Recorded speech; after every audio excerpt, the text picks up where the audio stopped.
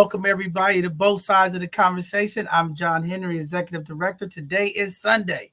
So you know what that means. We're going to have another Sunday conversation. I'm excited because this is our third week of relationship conversation. We talked about pet peeves. We talked about the different levels of dating. And today we're talking about social media and dating. So this should be a great conversation because I think some of us need those social media cues, our understanding on social media, when in relationships, when dating, what to post, what not to. I don't know. I think it's going to be a great conversation today. So I'm excited about that.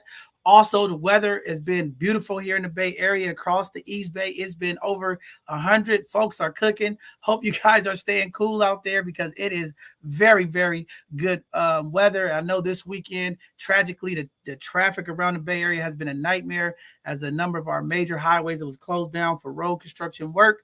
So hope folks are getting to their locations and putting enough time in to get there safely. But again, a great weekend, a lot of things to look forward to as we close out, get close to closing out the end of this month. And I'm looking for some more powerful, dynamic conversations coming forward in the upcoming weeks when we start talking about community gun violence, and things that we need to do in our community when we're talking about building up financial wealth and literacy, as the last banks in the District 10 will be closing down over the next couple of days here. A lot of things happening in the community that we got to get a handle on and get community involved. So looking forward to all those conversations that's coming up. But with that being said, I want to go ahead and open up to all of our co-hosts. Mark, how you doing today, good brother? Holla at the people. What's going on, brother? Man, I'm doing fantastic, Bishop. Excited about this conversation. Man, thank you to all the wonderful panelists, community. We love you and hope that from this conversation tonight, we'll help move the needle forward to shift the paradigm so that we can start moving towards healthier relationships in our community all the way around. Definitely. We need it. I'm tired of hearing all this crying about what's not working. We got to get some solutions here. With that being said, Miss Charisma, go ahead and say hello to the community. Hey everybody, happy Sunday. Looking forward to speaking with y'all today about social media. It's definitely going to be an interesting one. Definitely got a lot to say, so want to hear what y'all got to say too. Have some folks coming over from my personal page to watch the show, so I want to see what they have to say in the comments. Well, we already know you've been leading up to this conversation talking about how your DMs is popping, okay? We know we gonna get there about those DMs. But the co-host, the one and only, Miss Ayo. How you doing, Miss Ayo? Go ahead and holler at the people. Good afternoon, community. I'm very excited about today's conversation. Yeah, I want to piggyback off what you said with charisma and them DMs. I'm ready to see that part. You got some exciting lifestyle over there in those DMs, right? So really excited about this conversation today. All right, there you have it. Well, with that being said, community, we'll get through our community news and announcements, and then we'll bring up today's panelists, get into the stats of what's going on, and we'll start today's conversation. Brother Mark, take us out of here. All right, well, let's go ahead and get into the world news. All right, so the first headline reads, suspect killed after Portland hospital shooting leaves security guard dead, police say. A shooting occurred at a hospital in downtown Portland, Oregon, leaving one person dead and another injured. The suspect opened fire inside the hospital and fled, but was later stopped by police in a vehicle and shot dead. The hospital was placed on lockdown, but has since lifted the directive. The incident is still under investigation by the Portland Police Homicide Unit. The motive behind the shooting has not been disclosed. And also in the headlines, San Francisco business owner says media have no idea how bad homeless crisis is, describing it as apocalyptic. San Francisco business owner Cody Cunningham criticizes journalists for downplaying the homeless crisis, describing it as apocalyptic with rising drug addiction and crime. He installed sidewalk planters to deter encampment, but sees it as a temporary solution. California State Senator Scott Weiner defends the city and plans to expand mental health and addiction treatment.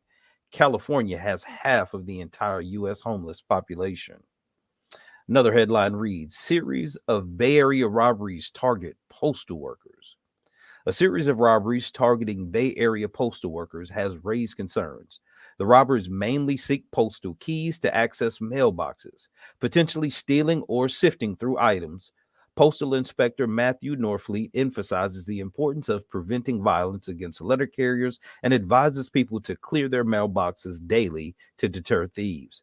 Mailbox break-ins can be minimized by keeping mail out of the mailbox, he says.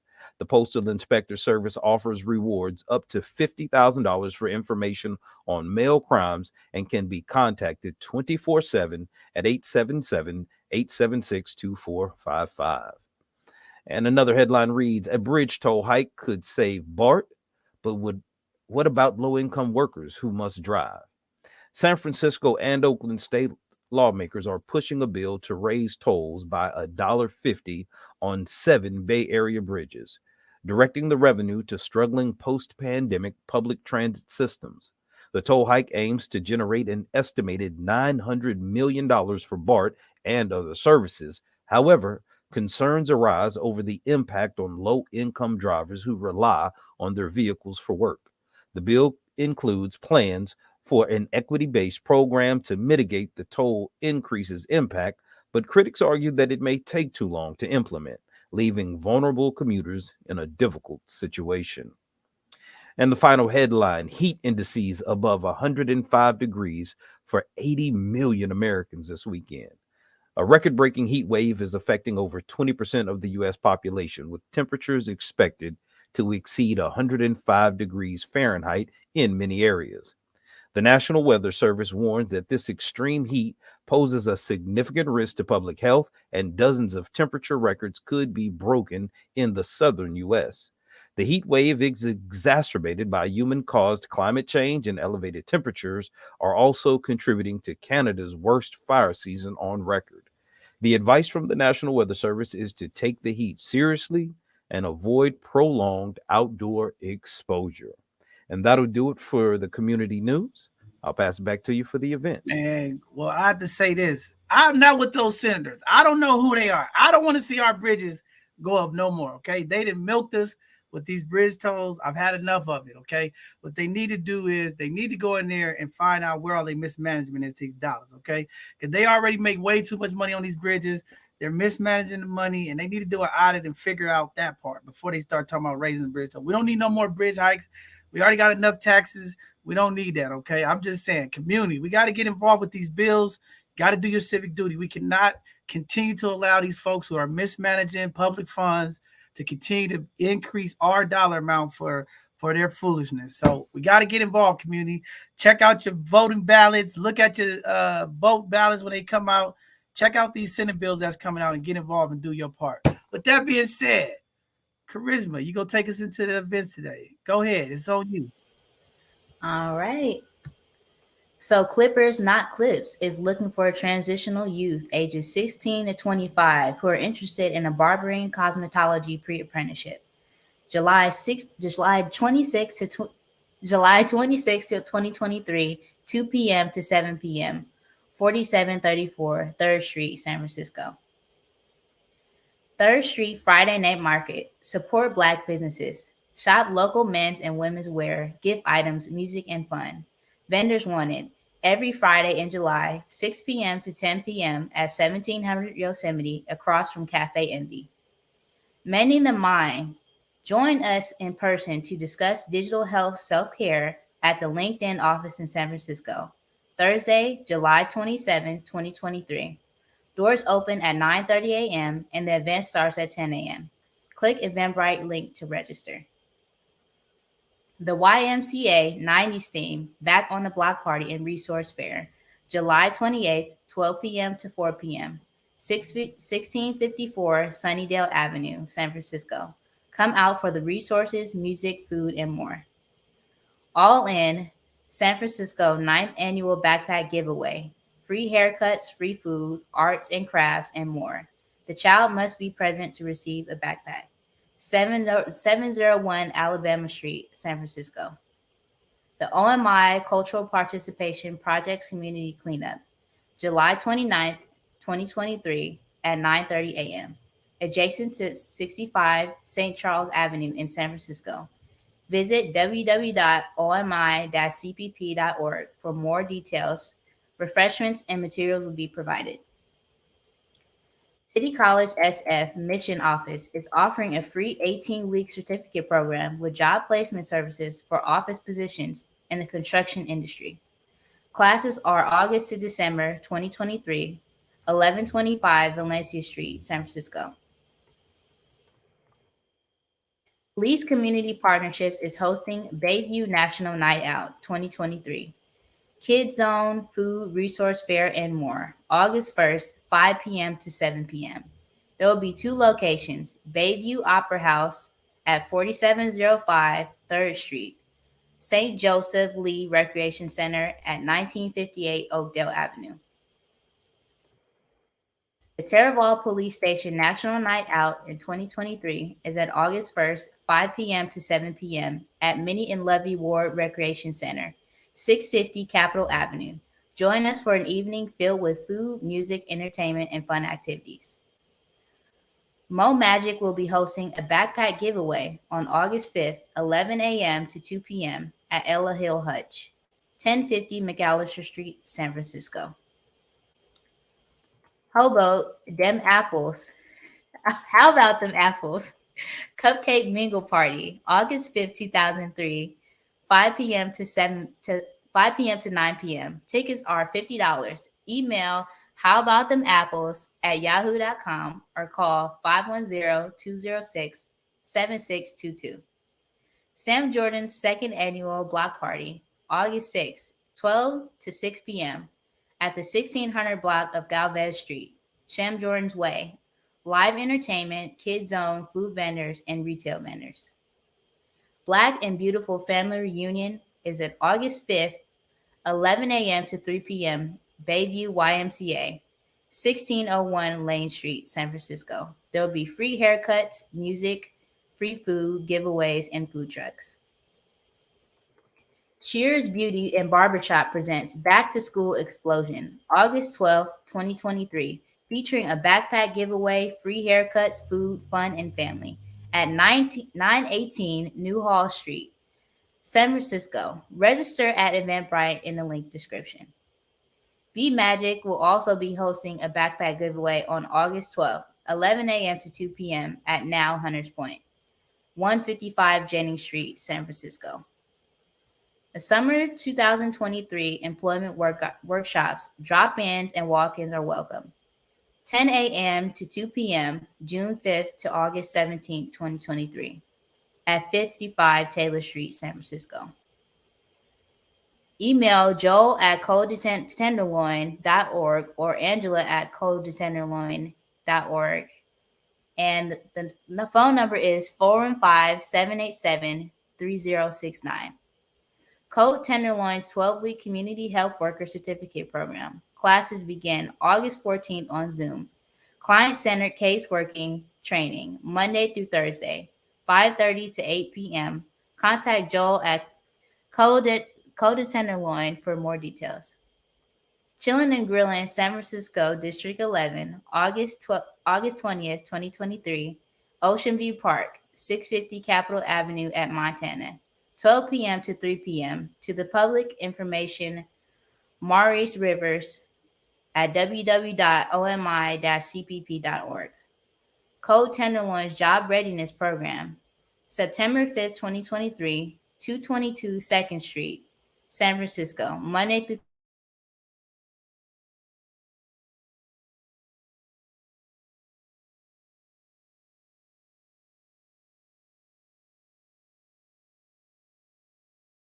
tenderloin.org or angela@codetenderloin.org for more information.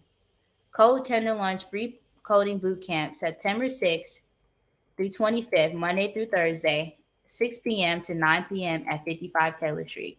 Contact Joel at codetenderloin.org for more information. The new vaccination, COVID-19 monkeypox antiviral treatment, pill treatment, 330 Ellis Street, Thursdays 1 p.m. to 5 p.m., as well as 1221 Mission Street, Saturdays 12 p.m. to 4 p.m. The San Francisco Justice Project presents the FSF Museums for All program. Free or $3 admission to low-income families in San Francisco all summer long. The community living room, now open all day, Monday through Friday, breakfast 9 a.m. to 12 p.m., and grab and go lunch 2:30 to 3:30 p.m. at the City of Hope Cafe, 750 Ellis Street, San Francisco. The Farmers Market, located at Southeast Community Center, 1550 Evans Avenue, San Francisco, every Thursday now through November 30th, 3 p.m. to 7:30 p.m. They accept cash, debit, and EBT. The OMI Cultural Participations Projects, A Day at the Races, Saturday, August 26, 11:30 a.m. to 3 p.m. at Golden Gate Fields Racetrack at 1100 East Shore Highway, Berkeley, California, 94710. The entry fee is $100, and you can contact Maurice Rivers at jumpstreet1983@gmail.com. The OMI Cultural Participation Projects, The Wiz, Saturday, January 27, 2024 at 7:30 p.m. at Golden Gate Theater, 1 Taylor Street, San Francisco.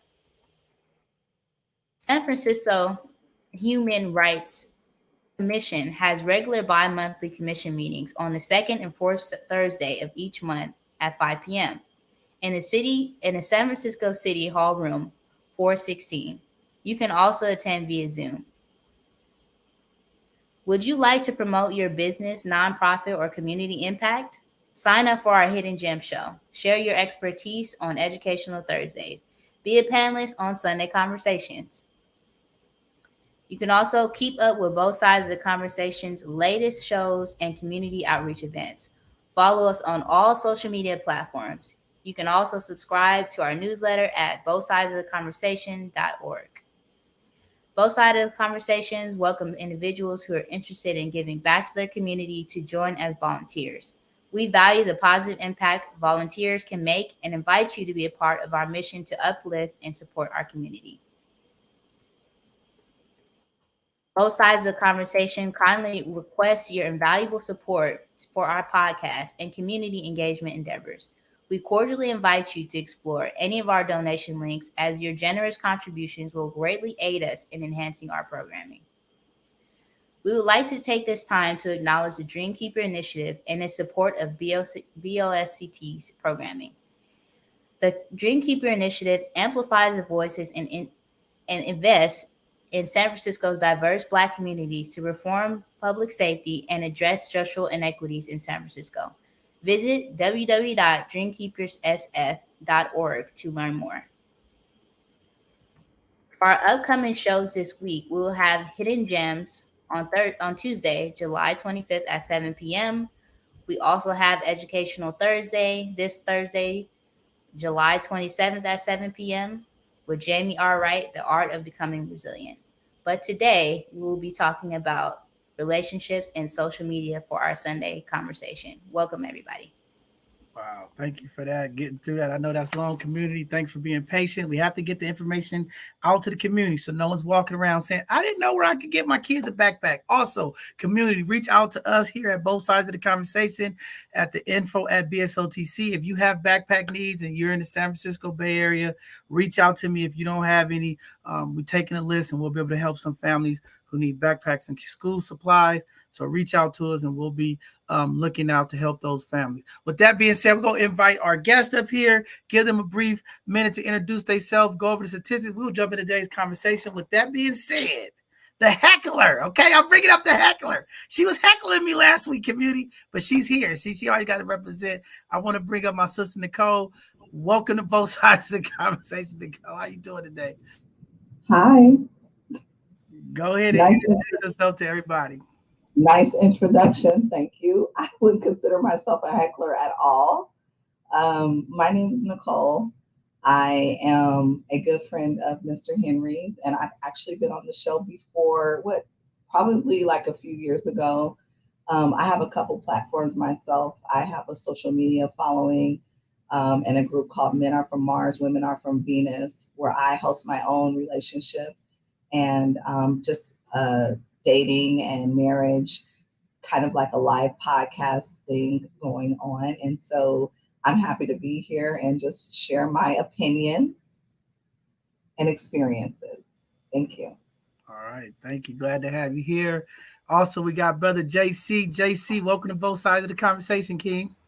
Thank you, John, and salute to the entire panel. I appreciate the opportunity to be here. My name is JC, as you can see on the screen. I am a business owner. I have an insurance agency, and I've been doing that for about 30 years on the L&H side, life and health side. So I know a whole lot about insurance and how important it is to have it.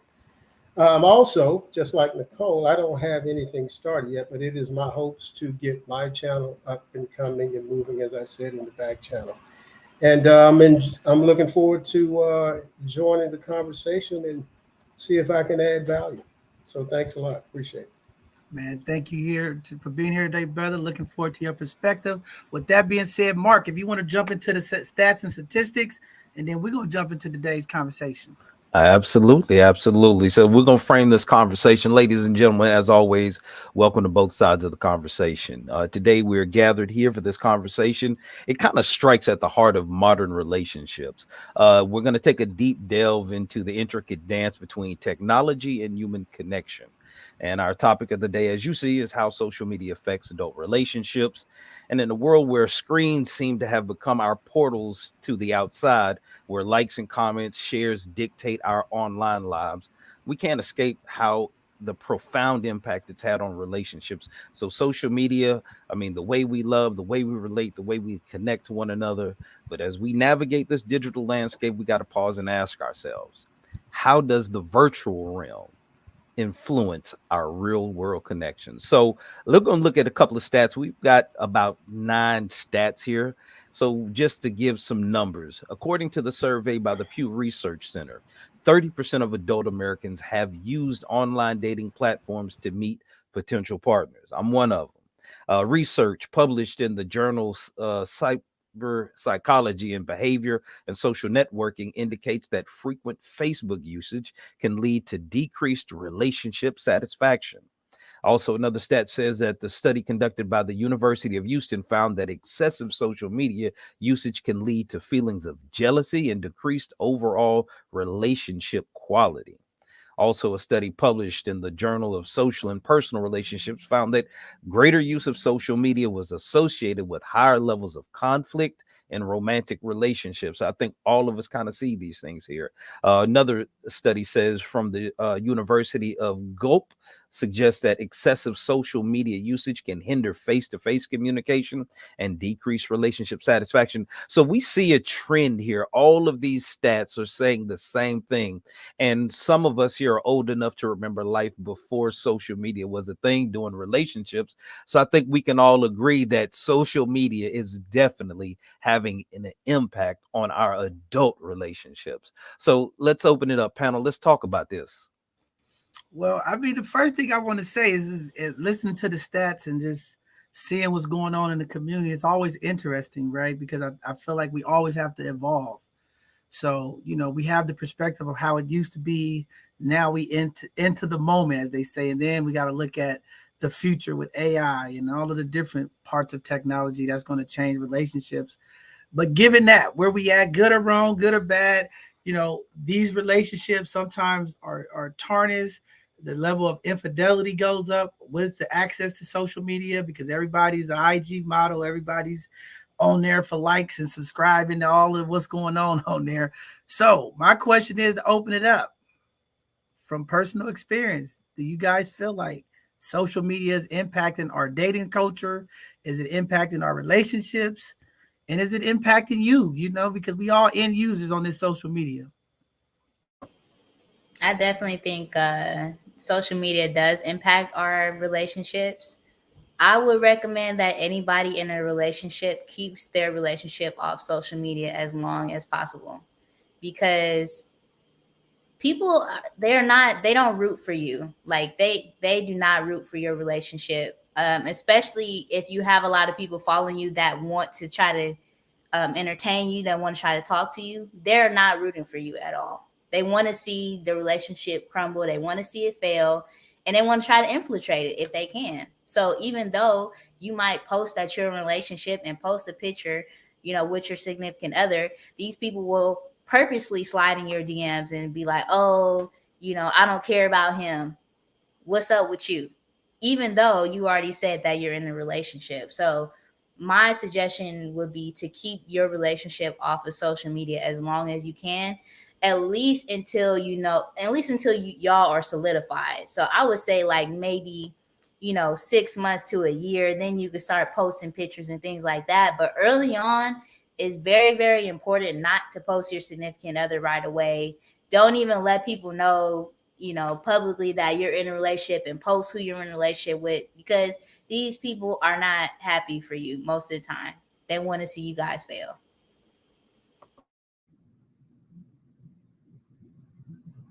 I would suggest who's following you on social media. I mean, at what point do you control who has access to your social media that would want to tarnish your relationship of any kind? I mean, social media has blockers to be able to be private, to be able to pick your audience.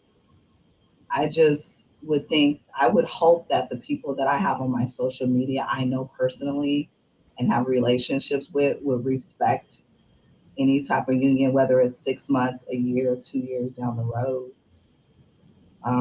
But I agree with early posting. I mean, I do agree with that, but even long term, controlling who monitors or who has access to your social media, I think is important.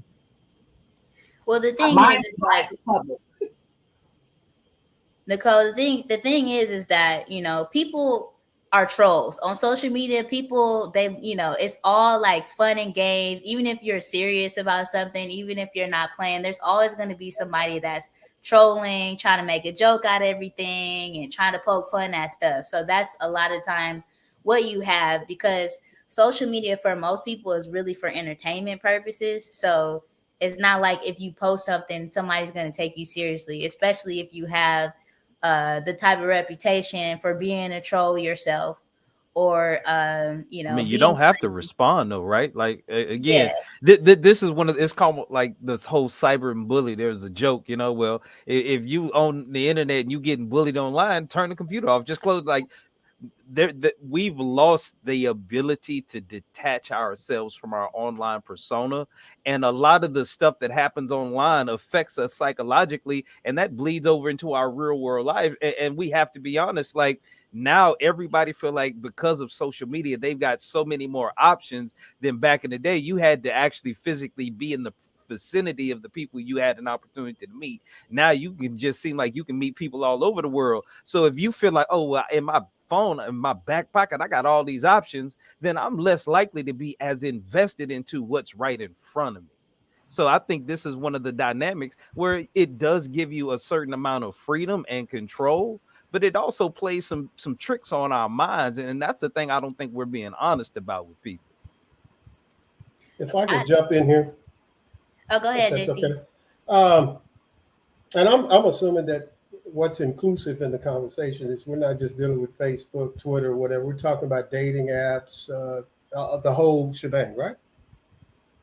Okay. Yeah, we're talking about everything. All social media. Great. Anything that's on dating apps, relationship, Instagram, Facebook, all social media. Any way you could connect with people. So when I first started using dating apps on social platforms, this was going back to 2007, 2008.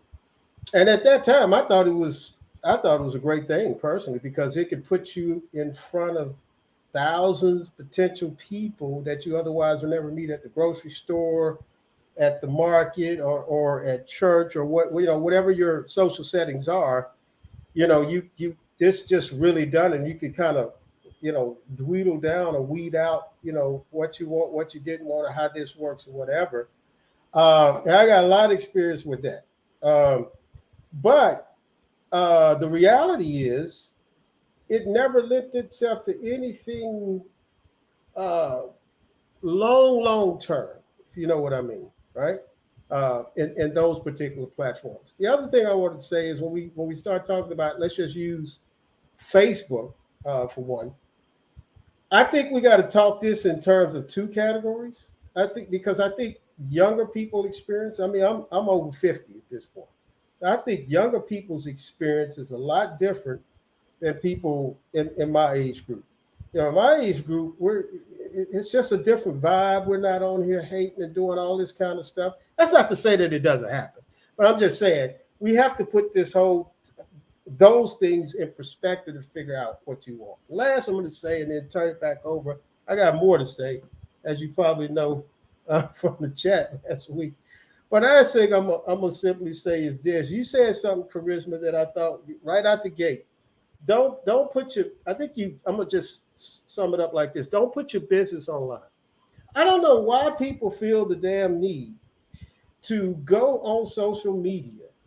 And if they have an issue here, issue there, I've got to tell the world when the reality is, and please listen close for those who are watching this stream, nobody gives a flying shit. Really don't.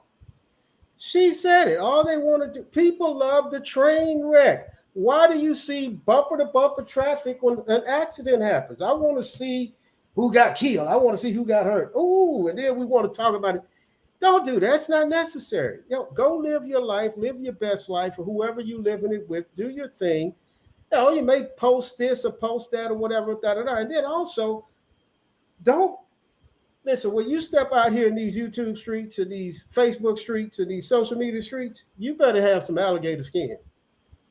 That's what you need. Otherwise, get off of it, because all of this was said, that was said, and someone had to go do something horrific to themselves based upon what someone said.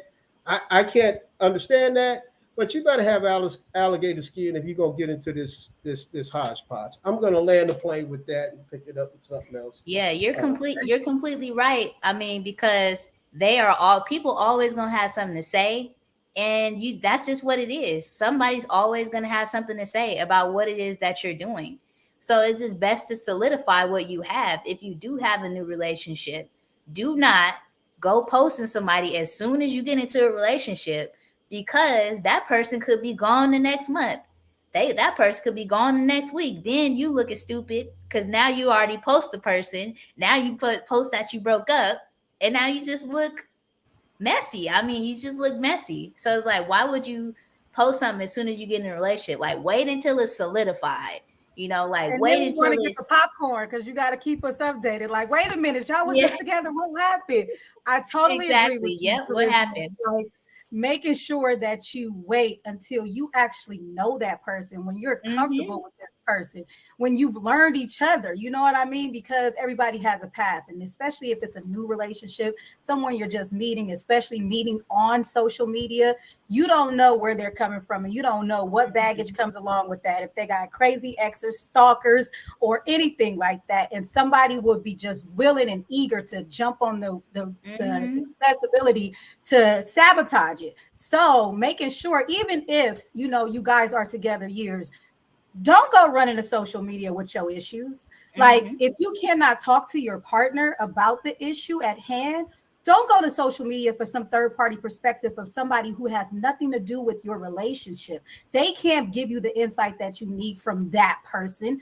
They're going to be willing and waiting. And like you said, Charisma, you got people waiting in your DM. So they just waiting for the chance to tell you, oh, you don't need that, sweetheart. I'll treat you like this. I'll do all these things. I'll take you out for drinks. I don't drink, like you said. You're going to offer me everything and be that opposite of what I'm sitting here complaining about. And you just willing to go to a train wreck of different issues in your relationship, especially if you choose to be with that person still. Then you go running to social media about your issues. No, keep your business off of it, person off of there. Hey, they not waiting on nothing. They're not waiting till you say I'm single again. People don't respect relationships. I mean, ain't nobody waiting on nothing. Hey, so I can do this for you. I can do it. This is the other thing, the simp culture. Guys who always want to lead. I'm sorry, John, but guys who always want to lead with their wallet. There's a place for that. We get into that, but they're not waiting on anything. People don't value and respect relationships. It's a whole new thing. But let me ask you this. Here's my crazy little dumb question. Who needs to know about your relationship? Why is there a need to tell anybody on a public platform about anything? For what? We're addicted to attention.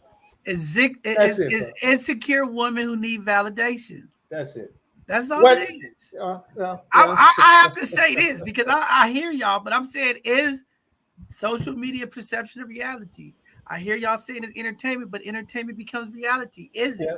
See, there's a perception. Me and I post a picture of it. That they must be in a relationship just because of a song somebody told me. I said, oh, really?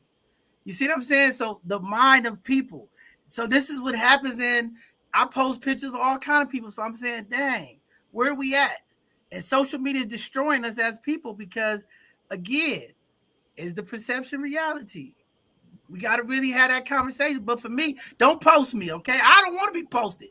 I'm signing non-disclosures, okay? Only person I'm posting I'll is my post wife. you. I'm not posting no girlfriends. I'm not posting no engagement. I'm only posting my wife. Everybody else, you get NDAs, and I don't want to see my picture up there. I'm call my lawyer's calling you if you put my picture up there talking about that's my boo, okay? Hey, John. I So tell you So what, what's the difference? So what's the difference if you're married or in a relationship? Posting on social media is still putting these people in your business. That's why my bigger point is, what difference does it make the stage? If I've seen people's relationships be destroyed on social media that had waited until their 2-year mark, and then the relationship dissolves and it's a mess. At what point is it the end user's responsibility to tailor what you put on there, and basically you taking a risk? My personal social media, and like the gentleman said earlier, I think there's a little bit of an age gap here where I don't have trolls and DMs overflowing with men throwing their wallet or pants at me. Maybe it's me. You ain't I got just you don't ain't have. got no, you ain't got none of them dick pics in your DMs, I sis. ain't got not one. I ain't got not one single photo Okay, fellas, in my help DM. the call out, fellas. I don't. I don't. well, I And mean, maybe it's my persona on social media. Like I said, I'm more of, I don't know. I do, I'm a registered nurse. So I put stuff about work. I put stuff about my son. I put stuff about my daily vlogs and stuff like that. Maybe it's not entertaining enough. Maybe I'm not slutty enough. Well, I it don't know. depends. You got to put some on- thirst traps out to get some attention. Hey, I Fellas, ain't showing enough chat. I don't know. Nicole, it depends on what you put, right? If you, No, Get but your listen, Instagram and your Facebook up. if this you is put the thing is, if it doesn't matter if you what you post or not.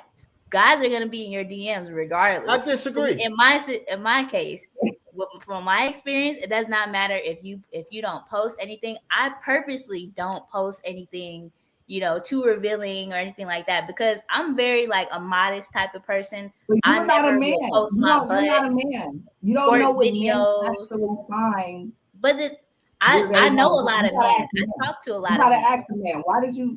A lot of Charisma. women wonder that. Like, Hold why on, did hold this? on, y'all. man Let's keep it where we can post hear it? each person. Let's not talk over each other so we can hear. I'm trying to hear all of this. Go ahead, Okay. Nicole. So it doesn't really matter like what you post. If they feel a certain type of way about you, they're gonna tell you how they feel. It does not matter if you post your butt, you're more likely to get that type of energy. But even if you don't post your butt, they're still gonna say what they want to say regardless. Because But how are they seeing you? It's the access part. I think that we're missing. what do you mean? Like The they access, find me. like, They find me on the people you may know. They send me a request or they follow We me. public figures out here, Nicole. Everything we have, we public, okay? Everybody got access to us. We don't have private pages. I don't have a private page. I'm public. Everybody got access to me. okay. They follow me. And so they'll slide in my DMs after they follow me. I'm like, how do you find me? They're like, oh, I found you on a For You page, or I saw you on my friend's post and then I requested you because I thought you were cute or whatever. And then they just start saying whatever they want to say. It doesn't matter how you present yourself. If they want to say something, they're going to say it regardless of how you present yourself. But me personally, to avoid attracting that type of sexual energy, I don't post my butt. I don't twerk on the internet. I don't do any of that because that's not how I want to present myself. I don't want that type of energy. I don't want those type of attention. So I don't post any of that type of stuff. But even though I never post that type of stuff, these guys will still send the eggplant pictures. They still say, oh, I want you to sit on my face. They still say all of that in my DMs. And I don't post any type of stuff like that. and they still say it. It's because you science babe. They see the science babe hashtag and they just go crazy. Oh, it's the science babe. I don't know. JC, go ahead. I was just going to say, the internet offers some anonymity with the user behind the keyboard that they otherwise would never go up to a woman and make these type of salacious statements. But sometimes the way you present yourself, the last time I was on here now, and the way you present yourself is a very respectful, sweet, caring, what I'm going to call modern woman, more of a traditional type woman. And again, please don't throw rocks at me, but that just means someone who a guy would be attracted to. Doesn't need to doll up, doesn't need to put all of this shit and da-da-da-da. Someone that says, y'all, to me, I think women like you should be winning today, standing out. As far as the pictures, when you're a woman and you posting provocative photos on here, I would just say this to all women: don't be surprised when you get that energy that you posted, because we're men. We don't think like you. We don't look at life like you. We have a very different perspective. You could say somebody could say the same shit in front of us, and we're gonna process it different. We all know this. So the thing is, I just posted a pic. Well, why are you doing that? What are you doing that? So when someone comes at them that way, it's all offensive. I'm not saying that they should. I'm just saying. But someone like you, some guy may say, man, she is cute. She is attractive. I don't know. Maybe let me see what's going on. Let me try my luck. The last thing I'm going to say and turn it back over is this. Ladies, do you understand how hard it is in the natural setting to walk up to a female that you find maybe attractive and walk up to her and strike up a conversation in hopes that you could exchange numbers and have a conversation later on? Do you realize how hard that is? Any of you ladies realize how difficult that is? I do. So, especially now. Exactly. Because again, the respect is gone. Listen, it's tough being a woman, boo-hoo, boo-hoo, boo-hoo. But, when a gentleman does that, the natural way at the supermarket, whatever your social settings are, and then the response is just crushes ass to about 2.5 feet tall. No. I wish we could get back to that, where we could have respect for one another. Because see, what social media, just like you've just said, has done is create that anonymity, that wall. And I could just say, and maybe if I throw enough of this up on the wall, maybe something will stick. I'm going to land the plane there. JC, I got to push back a little bit, okay? Talk to me, brother. Okay? Yes, sir. Brothers got to have discipline, okay? They have to have penis discipline. Absolutely. Okay, fellas, you cannot be sending inappropriate nude pictures to women in the inbox. That's not okay. All right. I just have to say that it's not okay. We cannot give brothers the excuse of when women dress in, they twerking and all this, and this is an excuse to be a pervert. Okay, we got to stop that, fellas. I don't know who thought that was okay. It's not okay. I don't want nobody putting no pictures in my daughter's box, and I don't put out those pictures. All right, so I have to push back on that. I'm not suggesting, John, that I'm not saying way. Yeah. No, I'm not saying you suggesting it. I'm just saying we have to make that clear. I get the point you was making, but I got to make sure it's clear on my platform. Understood. It's not okay. All right, I want brothers out there to know it's not okay. But to the ladies, okay, if you ladies want to change the narrative, you have to change the narrative. If women step into their femininity and not into their masculine energy, the interaction for men to talk to women would be better. But it's hard for men to talk to women when you're in your masculine energy and you got attitude, and every time somebody says something to you, you want to do all of this craziness, okay? It's okay to just say, hey, I'm in a relationship and move on.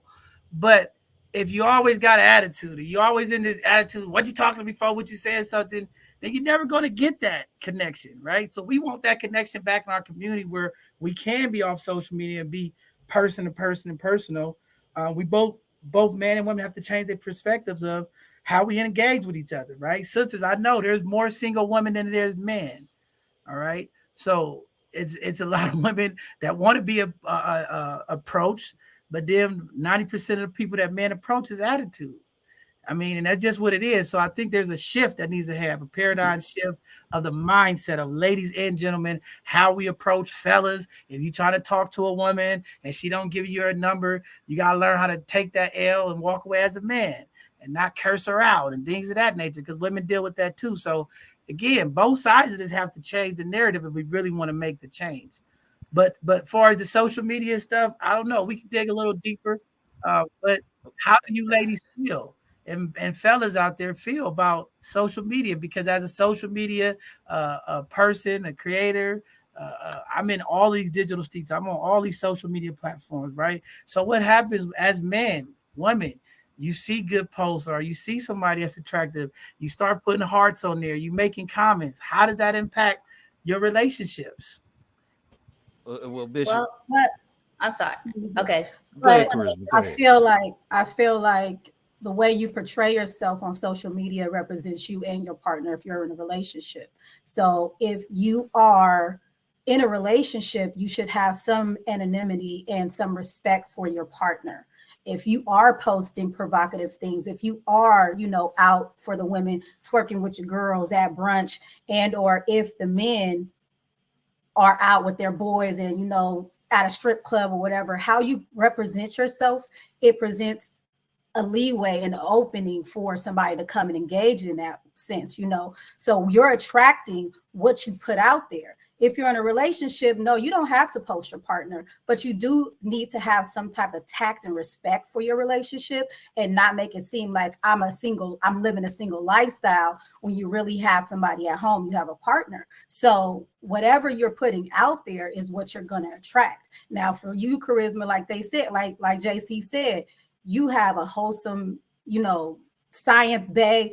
That is a fantasy. Like, oh my God, look at her. Like, you are beautiful. You are naturally beautiful. Hair, no makeup, no lashes, everything. You are naturally beautiful. You are articulate. You are smart. Do you know how many men wish that they could have that? And even some of these men that are in a relationship, they're like, you're the total opposite of what I got at home. So yeah, you're going to attract all different kind of men that's, respectable and down and dirty. You know what I mean? Because you can be a fetish and or a fantasy. You can be something that their hearts most desire, but they don't know how to approach a woman like you because they've never experienced a woman like you. So that is another thing. They come off insecure and they show they meet instead of making sure that they can connect with you on your level. You know what I mean? Like the name says it's all, Science Bay. I'm not about to be attracted by you sending me a picture of your business. Like, not at all. That does nothing. Now I want to dissect it. Like, is that a bump? Oh, okay. Is that now Science Babe is really going to come into hand because now I'm dissecting you. Okay, because the size of your thing is the size of your brain. Okay, goodbye. Next. So you're going to attract a little bit of everything because you are both fetish and fantasy and something that the heart desires. Like me, I don't post, a majority of my posts are from the neck up. You would never know what I look like. I don't have many full body pictures. I post a lot on my story, but a lot of things that I post in my actual post, I have a business and a personal page. Like Nicole said, my personal page are people that I actually know, have come in contact with in some form or fashion. So they have a different level of respect. My business page attracts all type of people. And I don't have any personal pictures on my business page. So I don't get that. Now I do get the ones who are business, savvy. They're like, oh my God, I love your work. I love the way that you post. I post a lot of inspirational things. I post a lot of, I'm a spiritual person. So I attract that type of thing. They're like, oh my God, I love your mind. I love this. Thank you, respectfully. Now, when my personal page was public, it was coming at all angles and I didn't understand. So I had to make it private. Like, yeah, I don't want any of that. You know what I mean? Oh, I remember you when you was a little girl. That's disgusting. So that's disgusting. Like, okay, now you're 60. I'm almost 40. That tells me something in where you are. So you got to weed that out, of course. Also making sure that what you want to attract is what you're exuding. Who you are as a woman and or man and what you exude is what you're going to attract. Finding and weeding out what's aligned with you is a whole different thing. So people in relationships shouldn't be posting as if you're single, so you don't attract people that's coming at you to be disrespectful or not respecting your relationship. Not to say you got to post your person or I'm with this person, anything like that, but just having guidelines and boundaries when you're respecting your relationship. Well, I picked up 3 things in 30 minutes. Okay, Nicole, change your name to Nurse Bay. Okay, you'll get more people to come into your inbox. Fellas out there, we're gonna have Nicole put up her social media. She wants some traffic in her inbox. No, then I don't know. I'm gonna change my name to Bishop Babe. Okay, the Bishop Babe. Okay, I don't know. I don't know. I don't think it's about the name. I mean, me personally, when I went over to TikTok, I have a really like big following over there too. And like the guys are much more respectful on TikTok than they are on Facebook. But I just go on to people's panels and they hear the way that I speak. And then I go on to other people's platforms and then people start following me and then they come on my DMs there and stuff like that. But it's like, it just really all depends. Like, because respectability politics are a thing. Like, regardless of what people think and what they want to think and what they believe, they could just post anything and then, everything's going to be fine. There is a such thing as respectability politics, and you have to present yourself a certain way if you want a certain type of attention, but like I said, even though I try to do the best I can and presenting myself a certain way, there's still the guys that send those pictures to me. And I wanted to say something about that too, because those guys that send those type of pictures or make these type of comments, they're in relationships. Some of these guys are married. They have girlfriends. They got babies on the way, all types of stuff. Like, and I'm like, why are you in my DMs? You have a wife. Then I just block them after that. They just post their girlfriend the same day. And then they're like, oh, you so beautiful. When can I see you? Like, what? What the reality of it is, the reason why they shotgun it out there, because there are some women. I mean, I know nobody on this panel would ever accept a random DM from a strange dude, but there are women out there in these internet streets and social media streets who will take up some of those offers, because guys wouldn't put it out there if they wasn't having some type of success somewhere.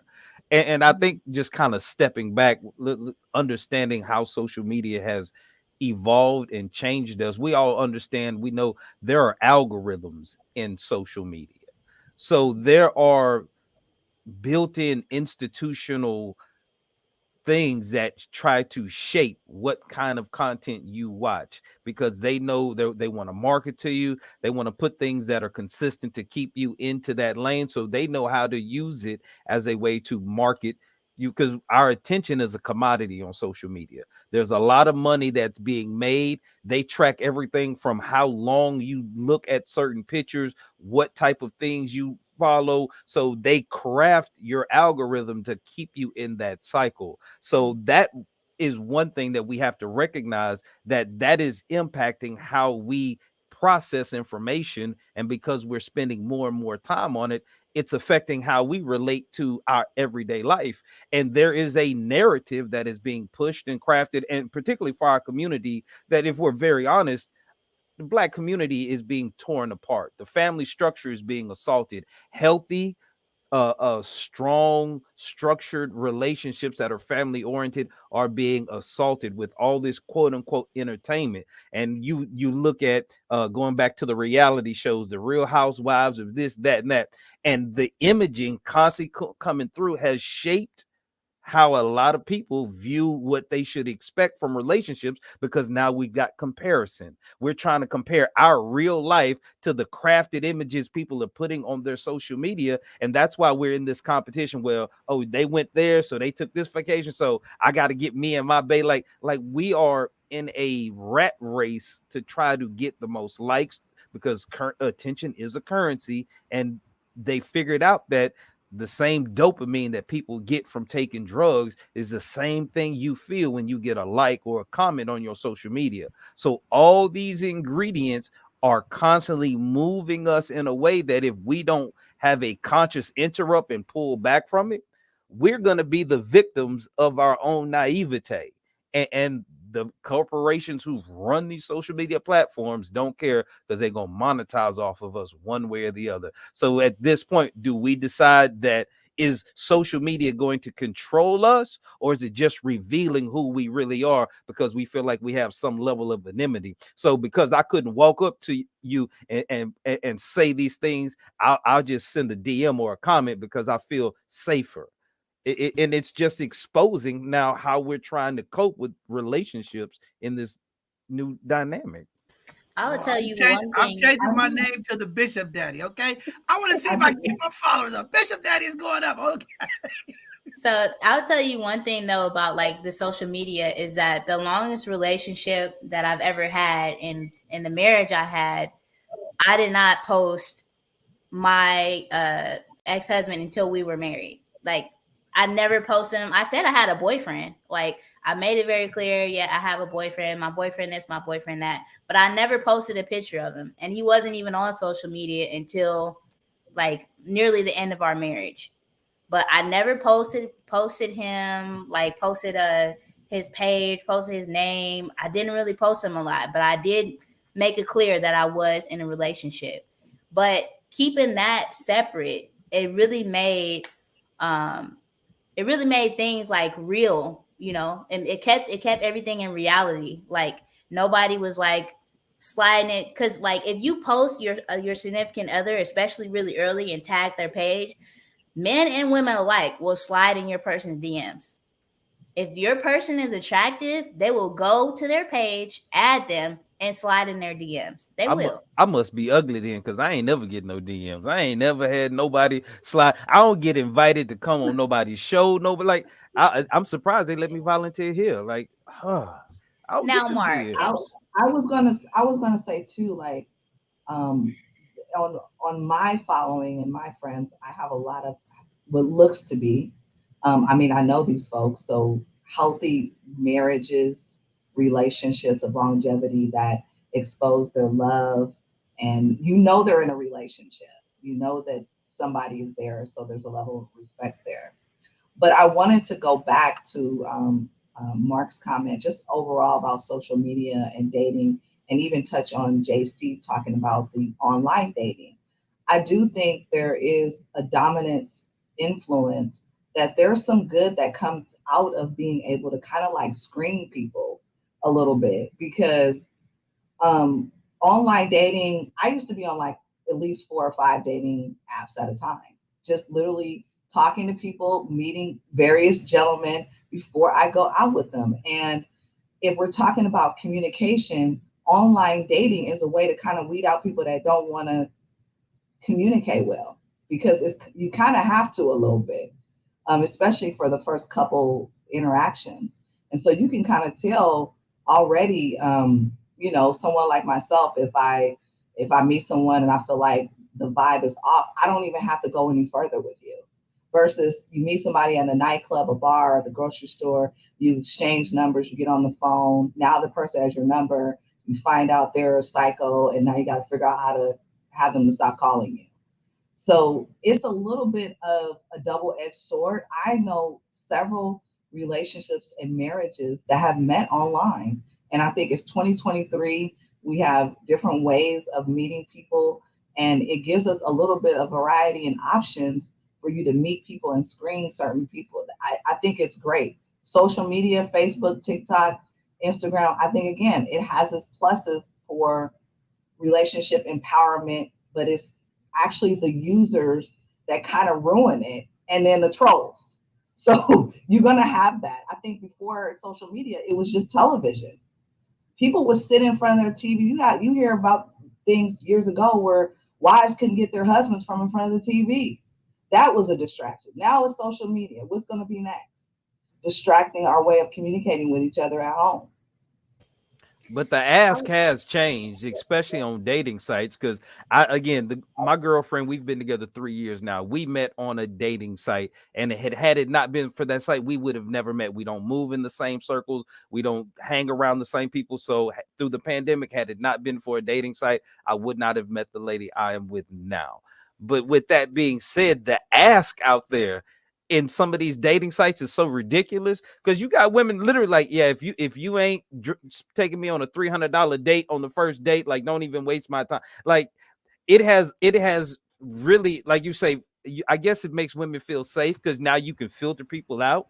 But yeah, if you ain't at least 6 foot tall, if you ain't got this, don't waste my time. So now you're not even treated as a person on social media. You're commoditized, and you got to check off these boxes before I even consider giving you some of my time to have a conversation. So that has thrown a whole nother level of what I guess we call filtering into the mix.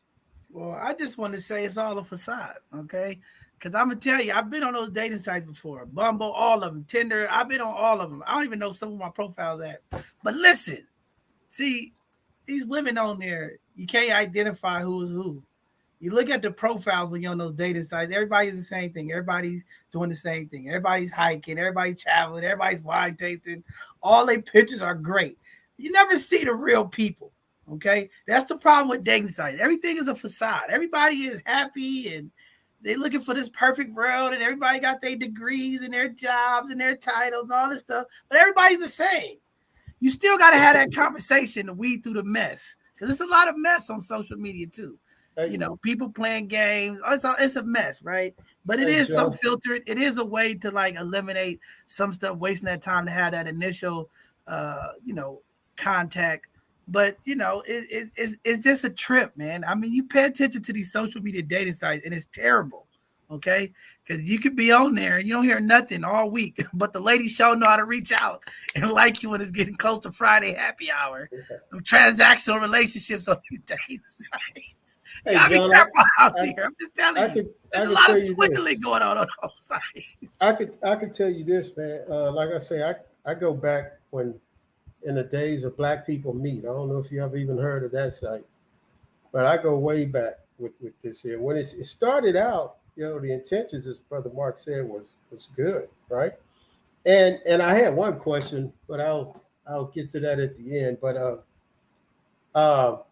it can be a lot of deception until you learn how to navigate the space. If you are a guy looking for a woman, and all she has with all of her pictures is from the neck up, I'm going to tell you right now, hit bypass. Go bypass it. You could be missing out on somebody like that. I don't know, but I'm going to tell you to play the probability of that being her is probably not going to be that. So just hit delete. I remember one time, real quick story, talked to someone for 6 months, man, 6 months. I was a neophyte to the whole dating site thing. We talked 6 months. So I was living in Maryland at that time. So I flew to Texas to come see my folks. And so this is where she lived.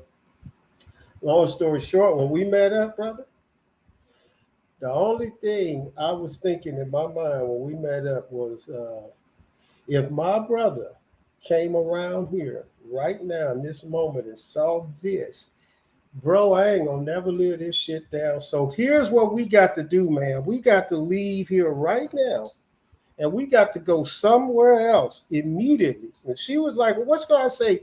It's nothing wrong. I just think it's, I don't know. The house finna blow up. Shit, we got to get out of here. So anyway, I said that, you have to be careful with these sites. You have to know what to look for. But the question I had, speaking of all of this, was how many marriages, statistically, I'm curious about this, how many marriages have taken place as a result of people meeting online? Does anybody know that stat? I don't know that stat, but I can have my team look it up. I know it's a significant. I know a lot of folks who met offline and are successfully married. So it does happen. I would say probably more often than we think, but it does happen. I know Brother Kevin JC, Samuels helped. You got to tell me this, JC. What's up, You've been catfished a few times, it sounds like. I think once or twice, honestly, because I started getting a little bit more smart. But one girl showed up, and again, another problematic situation, and she had the audacity to ask me, "So, do I look like my pictures?" No, ma'am, you don't look like your pictures.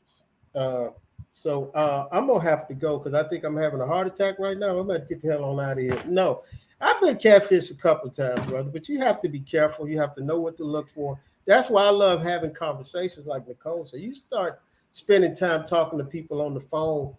And as you can tell, I love to talk and I'm very inquisitive, but I start asking a million questions about different things in different ways just before we even get to the prospect of meeting. So Well, if you gotta ask the question, you know the answer. JC got the wig on the pig, duty. Hey, I appreciate FaceTime. So, you make sure that that's what it is. The conversations are definitely important because you can feel off the first conversations if you vibe with that person, if you're intellectually stimulated by that person. I, for one, am a sapiosexual. So, regardless if you really don't look like your picture, okay, yeah, maybe he posted a picture from 10 years ago when he was a little more yoked. When you finally meet, he got a beer belly. He not in shape. But you've already created that bond. You've already created that conversation. You already have something to look forward to in them intellectually. So really, for me, I'm not a person about physical appearance. So it's like, I'm not, okay, yeah, first of all, you see a person, oh my God, they're so handsome. But then you talk to them and it's like, what? Like, your mouth is ugly. Like, you have nothing to stimulate me with.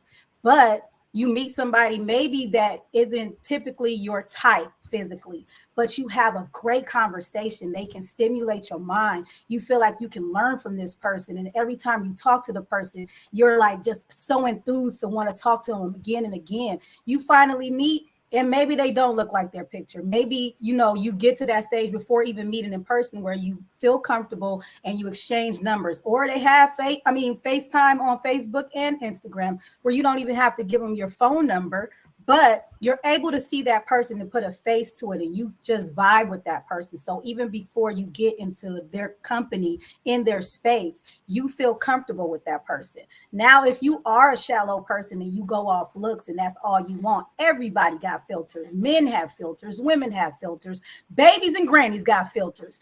But building that actual conversation and building that rapport with somebody will help you to fish out if that person's for you or not, because you can have a couple conversations and it's like, I'm still not getting that connection. Let me see if I get in this person's space. And you get on this person's space and they are beautiful. They are amazing, but they still have an airhead. Ayo. It's all about what you prefer. Listen, these women out here, they misrepresenting themselves. They tricking men, okay? Women feel like that. Men don't feel like that, okay? We date women for physical attraction. Our natural first thing is we're going to see all of that. So women trying to take shots and those not show they full body is a false representation. Women trying to get all their makeup on and trying to act, I got to get my hair done to talk to you. That's a red flag for me, since we like to throw out red flags. If you telling me you got to get your makeup and your hair done before you get on the phone with me, red flag, I'm throwing it up. Because you're trying to misrepresent me. So you ain't got no dog ears. And I'm gonna FaceTime you with my bonnet on. They're gonna be like, wait a minute, bonnet beauty. Hey, how you doing? No, don't. No. Let's speaking of filters. I will. They be like, oh my God, you got your bonnet on. Hey, how you doing? Look, what you said was nice and beautiful, but I think John really wrapped that up. Until we have another million years of evolution that's going to change the biology and the DNA of a man, that's just not going to fly with a man. Now, it is what's going to happen is, because if I'm in a club or whatever setting and I see you across conversation as I saw you, and there was something that I saw that attracted me and appeased me. What's going to keep me standing there is this. That's what's going to keep me standing there talking. So men obviously are physically attracted, what we see to sight. Women, they could check that. They can get past that, depending on other things because of how their DNA. Yeah. So a man. I mean, I'm sorry. You got enough money. Yeah, if you don't pass from a man's standpoint, if you don't pass what that man might find attractive to him, I don't give a damn what kind of PhD you got or none of that. It ain't gonna fly. I want to see the natural. I want to see the edges that's missing. I want to see the 12-inch eyelashes. I want to see what I'm buying. I'm trying to purchase a vehicle. I might be beautiful. What I'm buying, It might okay? be beautiful. I need to know because I want to know what I'm buying. Okay, the makeup and everything can clean up the flaws. I need to see the truth. I don't want to be stepping into the darkness. I don't want to be stepping in Halloween every day either. So I don't know. That's just my perspective. Another Go thing to I the wanted to gym. say is the AI. Yeah. Speaking of filters, let's get into this AI now, because people have started using AI to make their dating profile pictures. I was on there the other day and I'm looking, and these guys are now putting the AI profile pictures. It's not just the women. It's the men too. They are putting the AI profile pictures on their pages, and now you don't even get to see them. This is a Her cartoon. JC, okay. There's a lot of simps and beta males out there, okay. I expect that, but you're not gonna get no alpha male out here doing that, okay. I'm just telling you. That's some it's simps. That is a red flag. Watch out for those panda bears. They'll do anything. Panda bears do anything for attention. Watch out. Oh, hey, you saw that in the comments. We need to do a both sides of the conversation dating show. Like, yeah, we're gonna start doing the dating site. As soon as one of you educated women with all y'all degrees and sororities come on and develop my programming, okay? I'm gonna do an online speed dating, both sides of the conversation, okay? I need one of you educated women out there that always walking around throwing up your titles and all your sororities. Come on, come help me out so we can create our both sides of the conversation speed dating. All right, we're gonna do it right here online, and we're gonna have the judges. We got brothers sitting here listening to your comments. We got the fellas and ladies listening. We're gonna help Cortell these dating and get some people connected. All right, so I'm looking for some educated women out there who are always talking about their degrees. I got some work for you. All right, come on over to both sides of the conversation. Can I ask Another thing is, I always make sure that I post a full body picture. If I'm on a dating website, I always make sure to post a full body picture, and just even on my social media and stuff like that, because it's like I work out, you know what I'm saying? The body is bodying, you know? So if I'm gonna be anywhere on any type of social media or dating platform, anything like that, you're gonna get to see, you know, what my full body looks like. Not too much. Like the most I'll do is maybe post, you know, like a gym selfie or something like that. Maybe if I get some work, go somewhere nice, I'll post something in a really nice outfit, but it's never too much. Like there is a thin line between classy and trashy. There's a thin line between those two. I want the up close selfie, ladies. Okay, I want the big smile. Don't be giving me the half smile. I want the full smile. I want the camera up to the skin so I can look at all of them dimples and bumps, and I want to see it all. Okay, I need to see it all. There's a thin line though, this goes back to respectability politics. There's a thin line between you posting, you know, a picture with your butt hanging out, like you post turn around and you bent over. Like I see that so much. My friends, you know, on my page, they're always bent over. They're always turning around and, you know, doing they all get this. a lot of, they get a lot of likes, don't that. they? They get a lot of likes, don't they? They do, and they look great. You know, but that's the competition. Hey, Mark, I'm throwing red flags to all of the women who taking full body pictures with your gym tights on. Okay, I want to see the rolls and all the other stuff. Okay, can they take that stuff off? And but see that again. The social media and the internet has created an artificial layer that we're still trying to figure out how to navigate. And again, that's why, again, women understand they want attention from as many men possible online, and they understand what men want. So they will offer that to get attention. What they are not able to distinguish is we all men, the good ones, the bad ones, fuck boys, preachers, whatever you want to say, we all like seeing beautiful women. We all like the same thing. We all are sexually attracted to beautiful women. But ladies, just because you can get attention from somebody who want to hit, don't mean that equates to the same type of energy and attention to somebody who wants to have a relationship and be committed to you. Mark, ladies out there, I don't want no pictures with your waist trainers on, okay? Take the waist trainers off. I want it all. I want the real picture.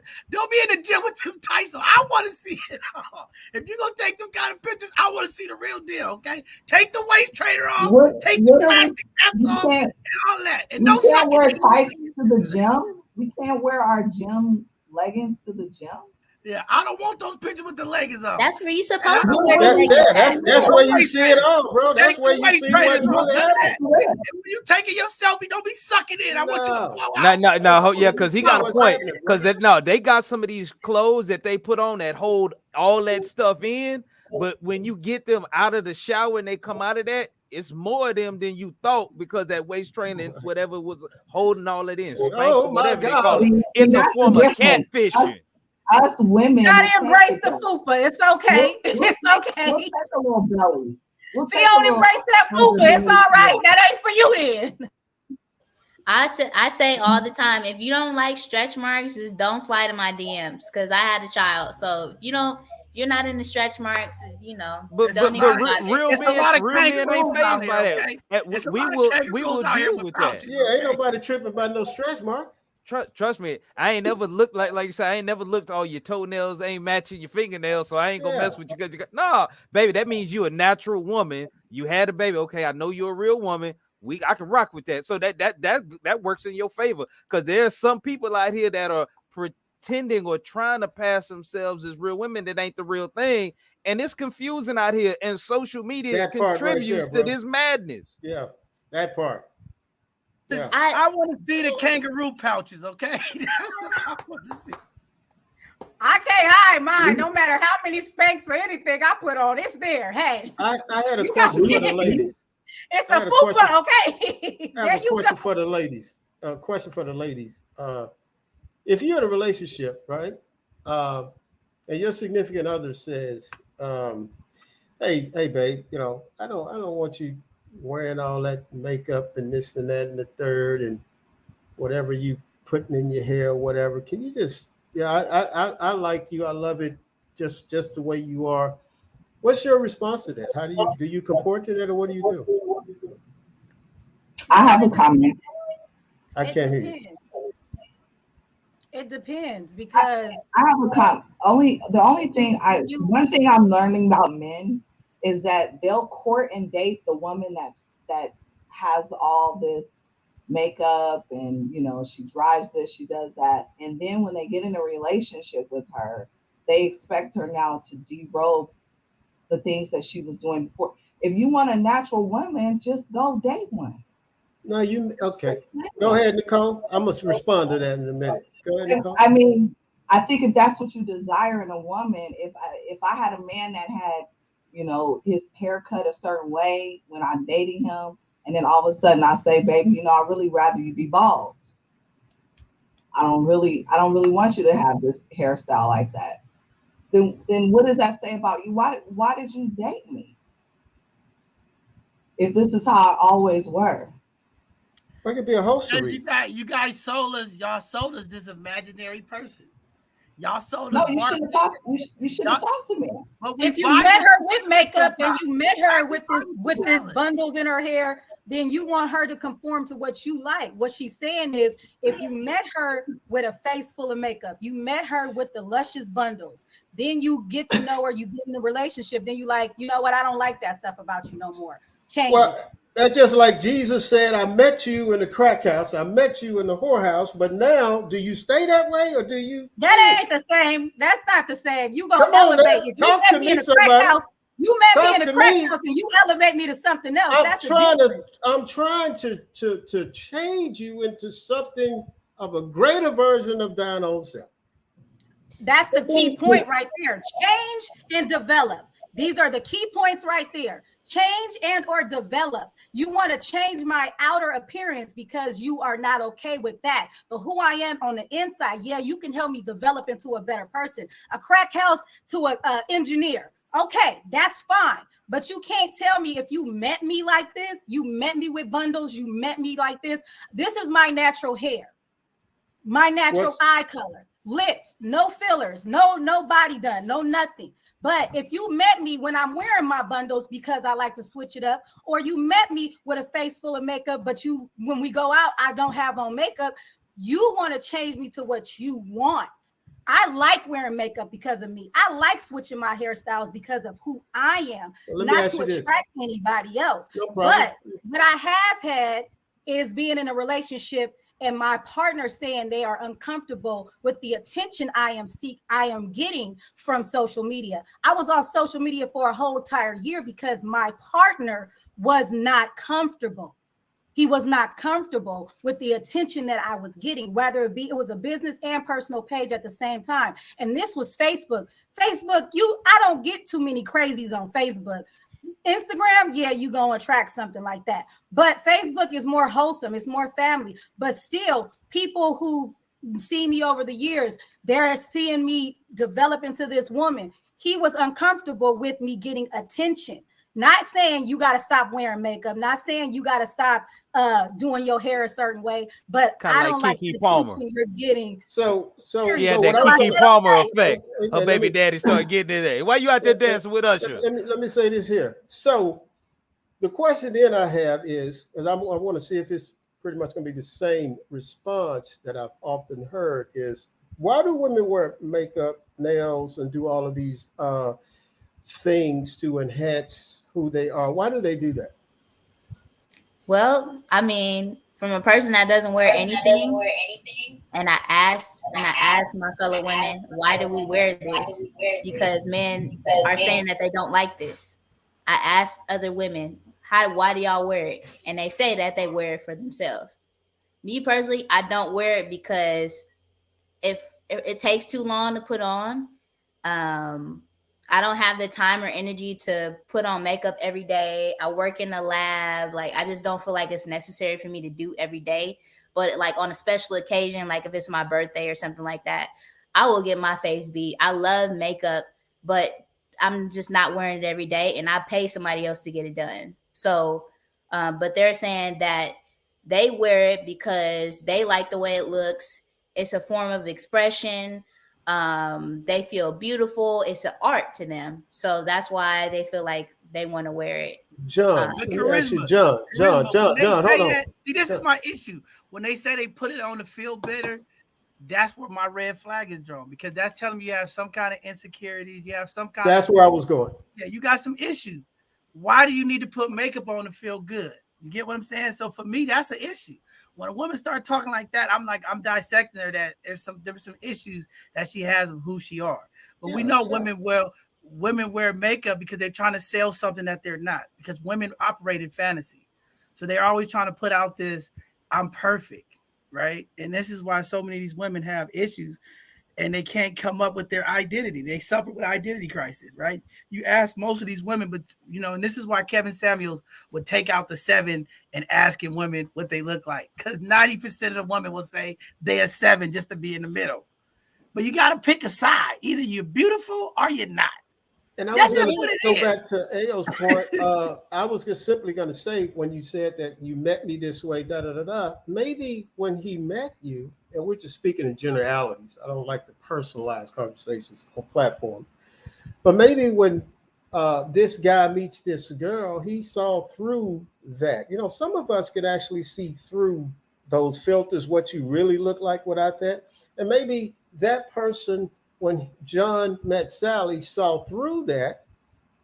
Not just I got attracted to you because of this costume you had on, Sally. No, I saw through that.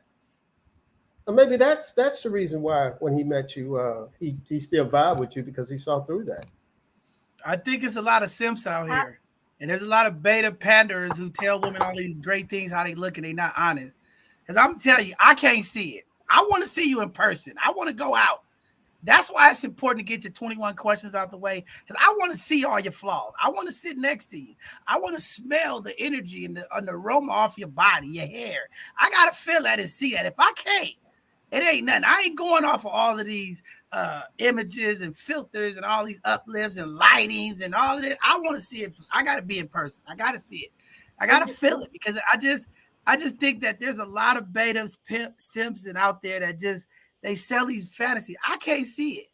I don't see potential in beauty. You are who you are. I can see potential in your mind. I can see potential in your heart. I can see potential in your character, your integrity, how you move and how you function. But when it comes to like the lens of a camera, or I got to see it. I don't know. That's just me. I got to see it in person. I can't see that. I think men are visual just by nature, and men make decisions. And again, not just like JC said, I don't want to generalize, but men make decisions with their eyes. Women make decisions with their ears. This is why we give y'all a pass if you got a little fluff here. And you may not look like your pictures on a dating app, because women, we go off of what we hear. We put the looks kind of secondary, whereas men, they want the visual part first, wherever their preference is. Then this is where they get caught. I'm trying to help my son in this area where his eyes see this, but he's not listening. Not listening to what these women are saying. You're just looking at a fat ass. And that's all you see. So men get tricked by eyes the way women get tricked by words. Exactly. That's why I was just telling a friend of mine, women, we have to be careful about that, because we listen, but we don't look. We just listen. He could say a whisper, sweet nothings, but we don't see what's moving or what's going around. Men do the opposite. What I think also is that the guys are always saying that they want a natural woman, and they tell me that all the time, that they appreciate that I'm natural, things like that. But I really think when I talk about natural and things like that, I think I speak from a place of privilege, because the women that are not conventionally attractive, if they go natural, men are not going to be saying, oh, I appreciate that you're natural. They're not going to say that to them, because they don't benefit from a thing called pretty privilege. And pretty privilege is a thing. I think that we're not thinking about this when men are constantly saying, oh, I want a natural woman. I want a natural woman.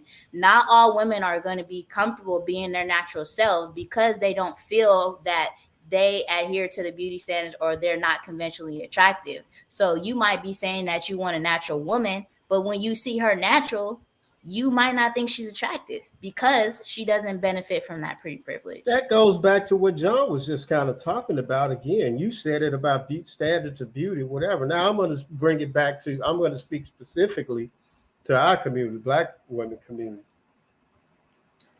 Well, who told you wasn't beautiful? Period.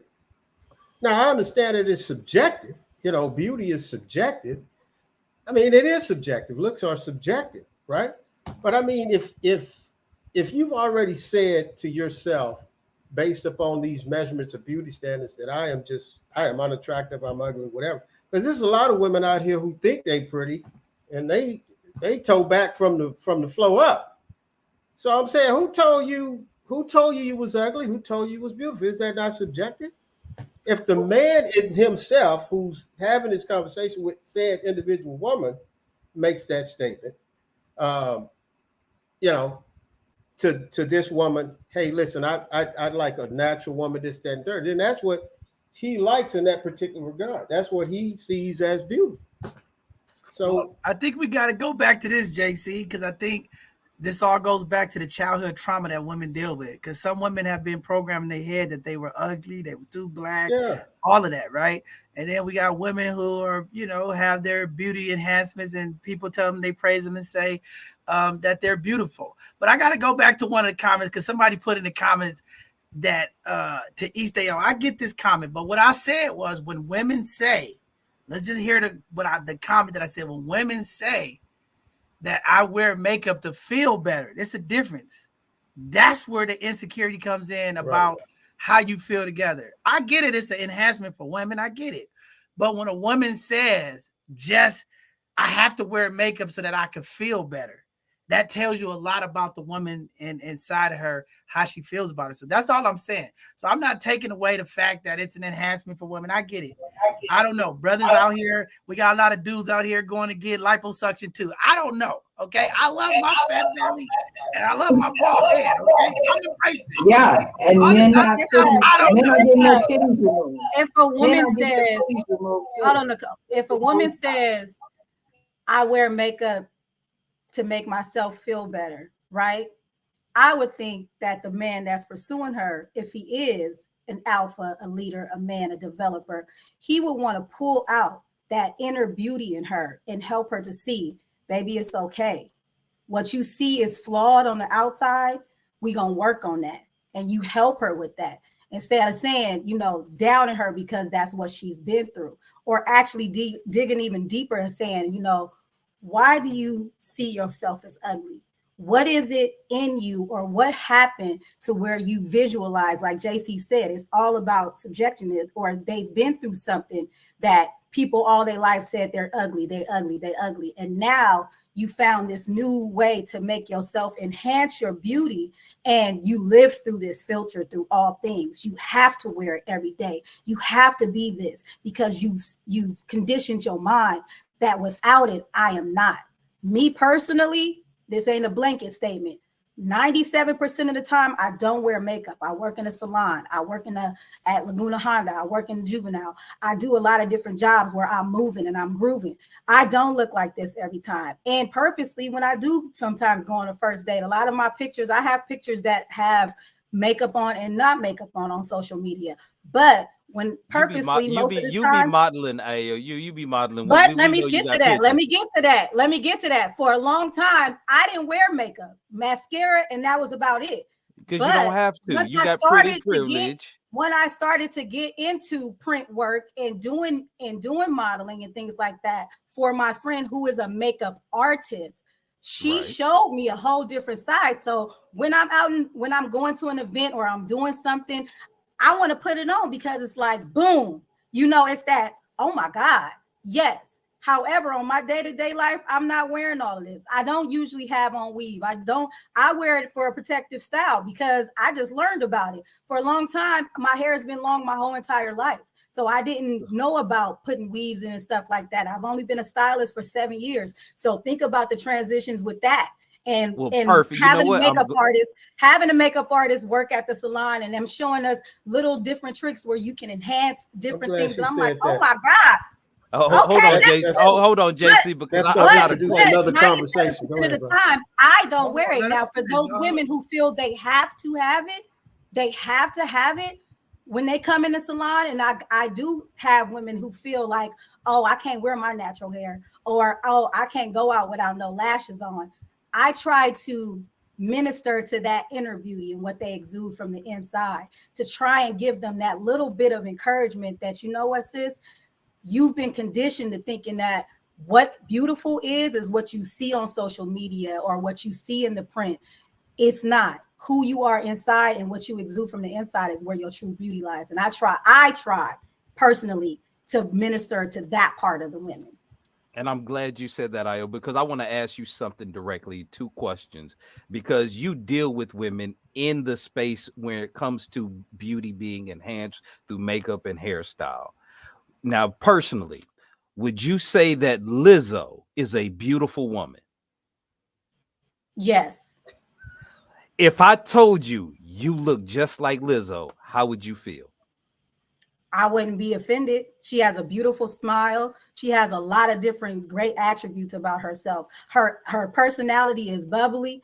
Now, shape-wise, when I've been Ayo, let's be real. You know what I said when I asked that question. I've been up to, wait a minute, listen, I've been up to a size 16, 18. I've been that big woman with a beautiful face and a beautiful personality. It didn't distort anything about my self-confidence or my self-esteem. And it didn't distort anything about men being attracted to me. So it's what you attract, what you exude is what you attract. Now, no, do I feel comfortable at that size? No, I'm comfortable at this size that I am. No. Now, if somebody said, damn, you look like Lizzo, the smile comes to mind, her cheekbones, those things come to my mind. But Ayo, we talking about all around, Ayo. We talking about all around. I can find beauty in everybody. I know big women who got pretty faces. I know skinny women who got ugly features, right? We can find. But overall, I'm not, if it's me, I'm being real. I'm not choosing Lizzo. Okay. Let me say this, man. Mark, I think now I'm going to play devil's advocate, brother. I think, Mark, you was a little disingenuous, brother. Now, I was. No, I got to get in your ass, Mark, because here's the thing. Now, we know men are visual, right? You asked a woman this question. So the woman responded the way maybe a woman would respond. I'm just trying to come to her defense. You know what I'm saying? Because all of us brothers on here know what the business really is with that. But maybe the sister, I ain't heard one sister yet that's been asked that question, because he set you up with that one, Ayo. But anyway, I ain't heard one sister yet that has answered that question anything other than what that sister just said. I know. I just wanted to be able to demonstrate, because this is, again, one of the things we deal with in social media, because delusion. we have a separate standard for what we will portray as our avatar on social media. We want to be kind, we want to be uplifting, and I know Ayo, she has that spirit. She's an encourager, she's a builder of people. She's not going to say anything derogatory, negative to tear down any woman. I know that. But this is where the conversation between men and women has to have a level of honesty that we're not willing to have publicly. And again, I'm not going to say that Lizzo is an ugly woman. She has her own type of beauty in her own sense. But if we talk about the landscape of the dating market, most women who will tell you she's beautiful, if you tell them, well, you look just like her, then their reaction, they're going to feel differently about themselves being identified with that beauty standard than they would have trying to protect or project that. And we have to get rid of that disingenuousness if we're really going to have honest conversations. But that's the thing also, because what we connect Lizzo to is what the public thinks. She's fat. So immediately your mindset is going to go, oh, he calling me fat. But I've actually been a size 16, 18. After I had my first son, I was humongous. Mind you, when I got pregnant, I was a size 4. So just think about that mass. I've been small and petite my whole life. So just think about that mass, what I had to deal with mentally. Now, at a size 16, 18, somebody say, you look just like Lizzo. The insecurities are going to lock in, because we relate Lizzo to fat. That is what the social media and the public has identified her as. So at a 16, 18, where my mental state was, I was not comfortable in that size. I was not comfortable with the way that I felt that I looked in my clothing. I was not comfortable. So that would immediately say, he called me fat. Regardless of my face, regardless of how, other people perceive me, I would have thought that immediately. But who I am now at 40, I see her beauty. Even when she was big Lizzo, her energy, her personality, her face, she is beautiful. She is literally what she is inside. Now, we got some people who will cake on foundation and they ugly on the inside. They are hideous. And that's what they exude in their personalities. So I can look at you. You can be what somebody else would configure as a 10. You done got your body done. You done got everything going, right? But who you are on the inside is what you exude. And I pick up on that. You're an ugly person. I don't give a damn how much you pay for your body. I don't give a damn how much your bundles cost. And I don't give a damn how many followers and likes you got. You're an ugly person. And then here comes the stapler. The guy who's stapling up all the liposuction, and then you take off your shirt, you got stretch mark. So I'm gonna just say this: there are fellas out there who like the big girls. Okay, big girls, we love you. Okay, I don't want to take nothing from the big girls. They got some big sexy out there. I'm not taking that away. All I'm saying is everybody can find points of everyone. Okay, but when you look at the general public, the average male is not going after Lizzo versus somebody else. We just got to be real. Okay, let's be real. Not to hurt nobody's feelings. We love our big girls. We love our thick girls. Some of these IG models are borderline obese. Okay, I'm just saying, but they get all the likes. I don't know. So there's a lot of guys out there, a lot of simps and betas out there who are always pandering with women. But I'm just saying, we got to be real about the real thing when it comes to weight. We know it's a big issue. Okay. Yeah, I think men and women both, in my opinion, need to rethink their diets, their choices that they make. And if I'm speaking specifically with our community, we definitely need to do that, because obesity is not funny. It's not cute. It's not any of that shit. I think men need to get in the gym. I stay in the gym. That's a lifestyle for me. I think women need to get in the gym. What it shows for me, just going back, bringing this conversation all the way back to the dating side of the house, it just shows me how disciplined that person is. Everybody ain't got a goddamn gland problem, bro. You know, well, why you this? Well, my what is the gland? There's some kind of gland that they say that they have, whatever. Thyroid. Everybody in the black community ain't got no damn thyroid gland problem. Man. You got a hand to mouth problem, man. That's what you got. So we need to, and sir, yes, you do. So I'm simply saying, when I go into the gym and I see people walking into the gym, I don't care how large they are. I'm saluting, I'm cheering, I'm rooting for them, because you know what they're doing? They're taking action, they're taking steps. Now, if we being real, 90%, 80% of weight loss is done in the kitchen. See, this is why even in the black community, we are plagued with high blood pressure, all of this here, not genetics. It's just bad. It's just bad food. Just what we putting in our mouth, no discipline. Well, I went to McDonald's and I got the salad. Well, you might as well got the Big Mac. Now, y'all fellas need to stay in the gym too, because I said that absolutely. It'd be a lot of women. I'd be like, oh, I like a man with a baller belly, this and that.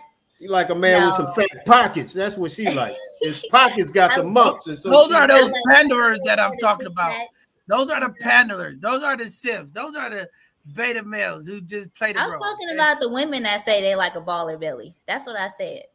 Women say that they like baller bellies and things like that. But the thing is that at the end of the day, it's about health. If a man is keeping himself in shape, he's going to be around, for a longer time than if he's not taking care of himself. Because I don't want to get in a relationship with you and you're not taking care of your health. And then years down the line, we get married and the problems just keeps getting worse. And then you end up, not being able to be around. It's going to be an issue for me. I don't want to end up being a widow because you're not taking care of yourself. So I hold that standard as well, that if I'm dating somebody, I want him to be in shape. I want him to eat healthy. I want him to at least exercise. Like, don't be militant with what you're eating, because I like food. But you'll get I love food. back on social media though. Like there was a woman maybe 6 months ago. I saw the story where her fiance said he would marry her if she lost like 25 pounds. And she did a whole video series where she documented her weight loss journey and her getting married and being happy. Do you know women in the comments came for her and said she shouldn't have lost weight to get married? And so even though in her real life, she was perfectly content, happy, and so proud of her accomplishment, she was willing to share it with the world. But because she made it public, she got criticized. And that could have damaged her real life relationship if she allowed that narrative coming from outside people to affect it. So this is some of the issues that social media brings to do we have a real purpose for our relationships outside of what we share or portray? Because if not, then other people's opinions are going to have more weight in our real life decisions than we give ourselves. You know what? Yeah. I really feel like also a lot of people try to keep other people comfortable without telling them the truth. And that is not cool at all, because honestly, I had gained a little bit of weight and I was like, yeah, I need to go to the gym. I need to get back in shape. My clothes starting to get a little tight. I'm a size 4. I don't want to buy new clothes. So I just try to keep myself in shape. If I see myself falling off track, I definitely say I need to get in the gym. I need to start eating better, because it's not cool. But people say, oh, you look fine. Don't worry about it. But you have to get the situation under control early so that it doesn't snowball into something else. You have to catch it when it's still a small issue. But it's also how you feel too. It's also how you feel correct. too. And if you don't like, I'm not comfortable. Exactly. I don't feel comfortable. I think, going to Mark's point with that situation, had it been him saying out of health reasons, baby, I think you should lose some weight because I'm concerned for your health, then they would have had a whole different response, right? But it was because he said, oh, in order for us to get married, you got to lose it. But you don't know the dynamic of that relationship. Maybe she saw that as tackling fuel. I said, oh, I think I'm getting a double chin. And somebody said, yeah. I said, oh, that harsh reality was like, Well, you know but what? but Sometimes do you need get that. mad? Sometimes you need that harsh reality to say, okay, you know what? You're right. I agree. But you don't know the dynamic of that relationship for you to be judging and to say, oh, girl, you shouldn't have did it because he said that. Maybe she needed that as tackling fuel. Maybe that hard line that was pushed helped her to be encouraged and motivated. I know for one, I need fuel under my fire. Don't give me that softness. I don't want that. Be honest with me. But yeah, it's a hard pill to swallow. That honesty, you be like, Yeah. okay. So your man could walk in and slap a sandwich out your hand, girl. Stop eating, like, and you gonna be all right. I'm gonna make another one. The thing This is what I gotta say. Okay, so when you ask that question, Charisma, I have to say this because this is the problem, especially when we dealing. And I only can speak from a man to women.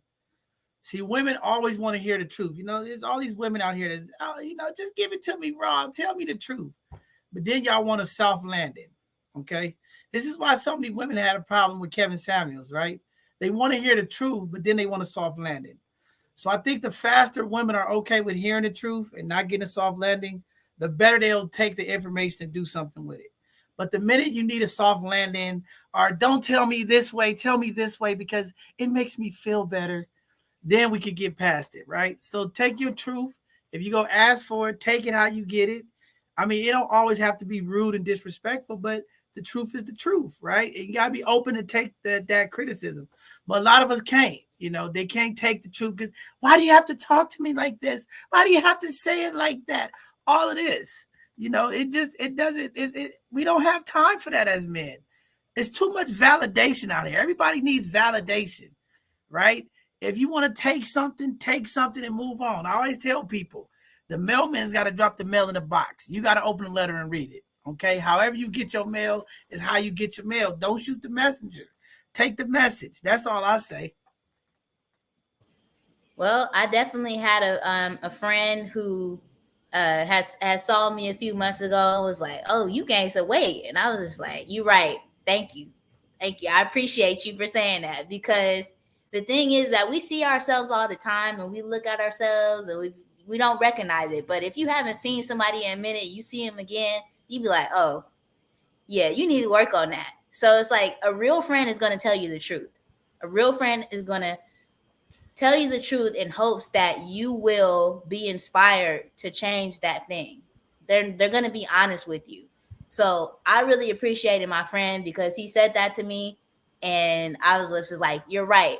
You know what I'm saying? Because I respect the truth. I need the truth. And I appreciate it because somebody that's not a real friend is going to keep you comfortable and say, oh, you look great. You don't need to do nothing. But it's about how I feel. Like I said, how I feel. And it's about health at the end of the day. So it's like, I appreciate the truth. And somebody can keep it real with me like that. I respect that. Well, and let me say this then. I wish the majority of women would not necessarily be so concerned with how the information was disseminated, but more so what was disseminated. It's another way of saying it is how I said it as opposed to how I said it, instead of getting caught up in instead of not focusing on what was said, And so I think sometimes, we had those crazy dynamics going on. Well, you should have said it this way. You should have said it. We as men can have a conversation with each other. And that chick could be brutal. Okay? Say, man, you need to blah, blah, blah, blah, whatever that blah, blah, blah is. We're going to say it just that raw. And he either take it or leave it. But can't really do that with ladies because now it's taken as an affront. It's an offense. You're attacking me. You didn't have to say it like that. Why did you want me? Here's some sugar, baby. How do you want me to say this?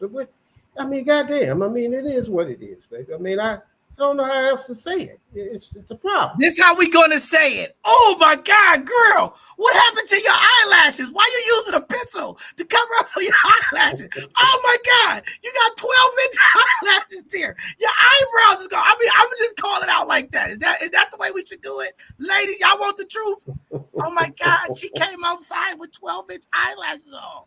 Her eyebrows are penciled in. She removed them all and then she penciled them in. Oh my God. She's about 240 pounds, but she said she's thick. What do y'all ladies want us men to say? Because that's what it comes to. I think women are just, again, if we just understand that women and men are just very different. And even amongst each other, I have an issue the way I've always been told I don't have a soft landing when I deliver stuff too. I have to really practice how I may say stuff to my friends and family. Because I did that to my sister once. I was like, girl, you're getting a little thick. You're getting a little big. Come with me to the gym. And I mean, she wrote me a Dear John letter and was like pissed off at me. And I'm thinking, this is my sister. I love you. I'm seeing you out here. And then I think that just females in general, not necessarily even coming from a man, sometimes even coming from another female, they have this idea. Women like packaging. If you ever notice, when women get stuff in the mail, we always are all excited about what the box it came in. And when it comes in raggedy, we just get all worked up and upset about it. This is just how we're designed. We have feelings that we wear on our sleeve a little bit different than men do. And I think that's just the way it is. We're different creatures. And no, you can't just tell us your ass is getting, your back is big, you need to hit the gym to your lady. I'll be like, okay, now maybe I could tell you that, sir, and tell you, you need to get your back unbig, and maybe you might not cry in the car. But we're different. I'd be like, baby, we got a problem with the mirrors in the house, baby. Is there some problems with the mirrors in the house? How about that? Baby, I know you see you too getting big. Yeah. Do you have some problem? Do we have issues with the mirror? Are the mirrors in our house working, baby? I just need to know. We got an issue with the clothes actually, because we put on the clothes will tell you that you get big because you can't zip it up and you like, ooh, can't fit this no more, but you still try to put it on. You still wear it. Or you just wear leggings, and then the leggings, they don't tell you that. The leggings are delusion. I stopped wearing leggings for this reason, because if you put on leggings every day, you're not going to realize that you're gaining weight, because you put them on and it's still comfortable. But if you put on them jeans, button them up, you can't button them up no more. Oh, yeah, that's going to keep you in check, because now you got to buy new clothes. Go see his side piece.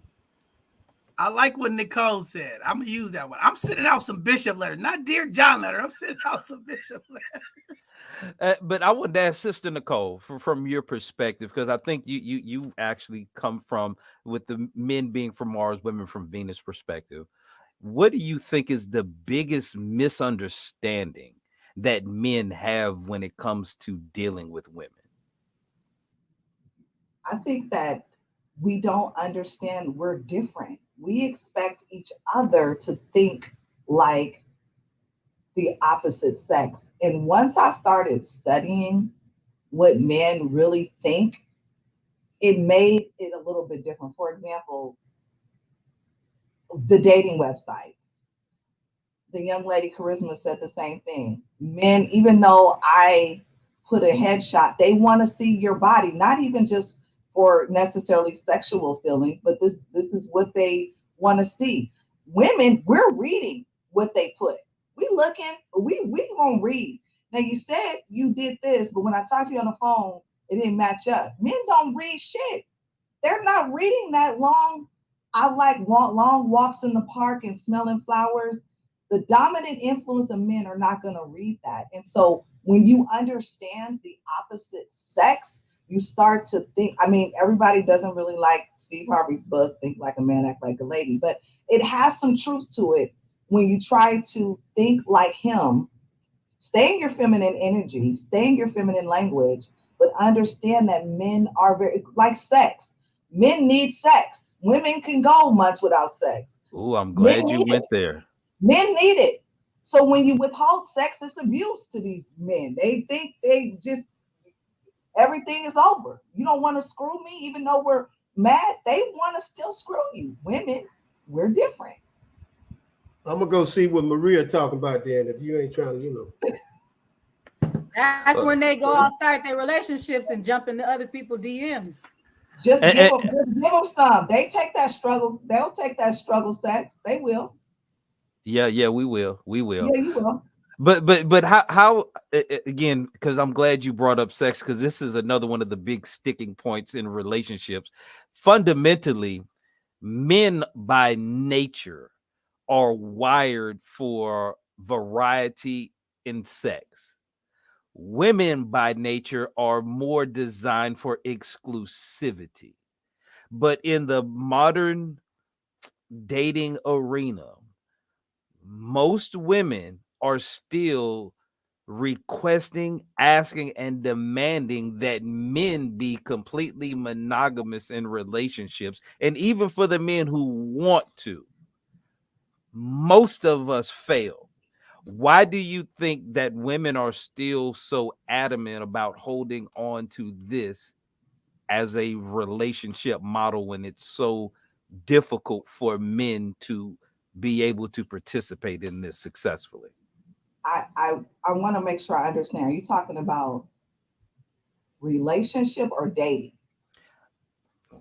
Well, you know what? It's one and the same, but okay. It's one and the same, because whether you're in a relationship, dating, or married, there's always been men have wanted sex much more consistently and often. Women have, because you control access to sex, women have weaponized it as a way to control, ration out, or kind of use it to how they're going to manipulate their powers in a relationship. So why is it that we continue to deal with this obviously biological dilemma?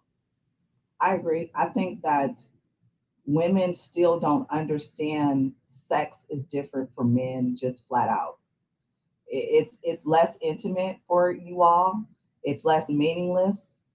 Women, you function different with sex than we do. That's why it's a very slippery slope to sleep with a woman without any expectations. I mean, even though what you say, I hear this all the time. I don't want a relationship, but I want to blow your back out every night.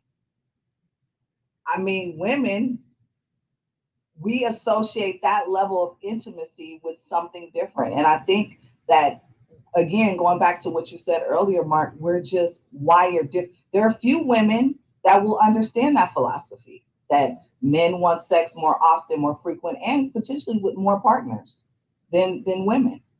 But it's a very small population of women that will agree with that statement.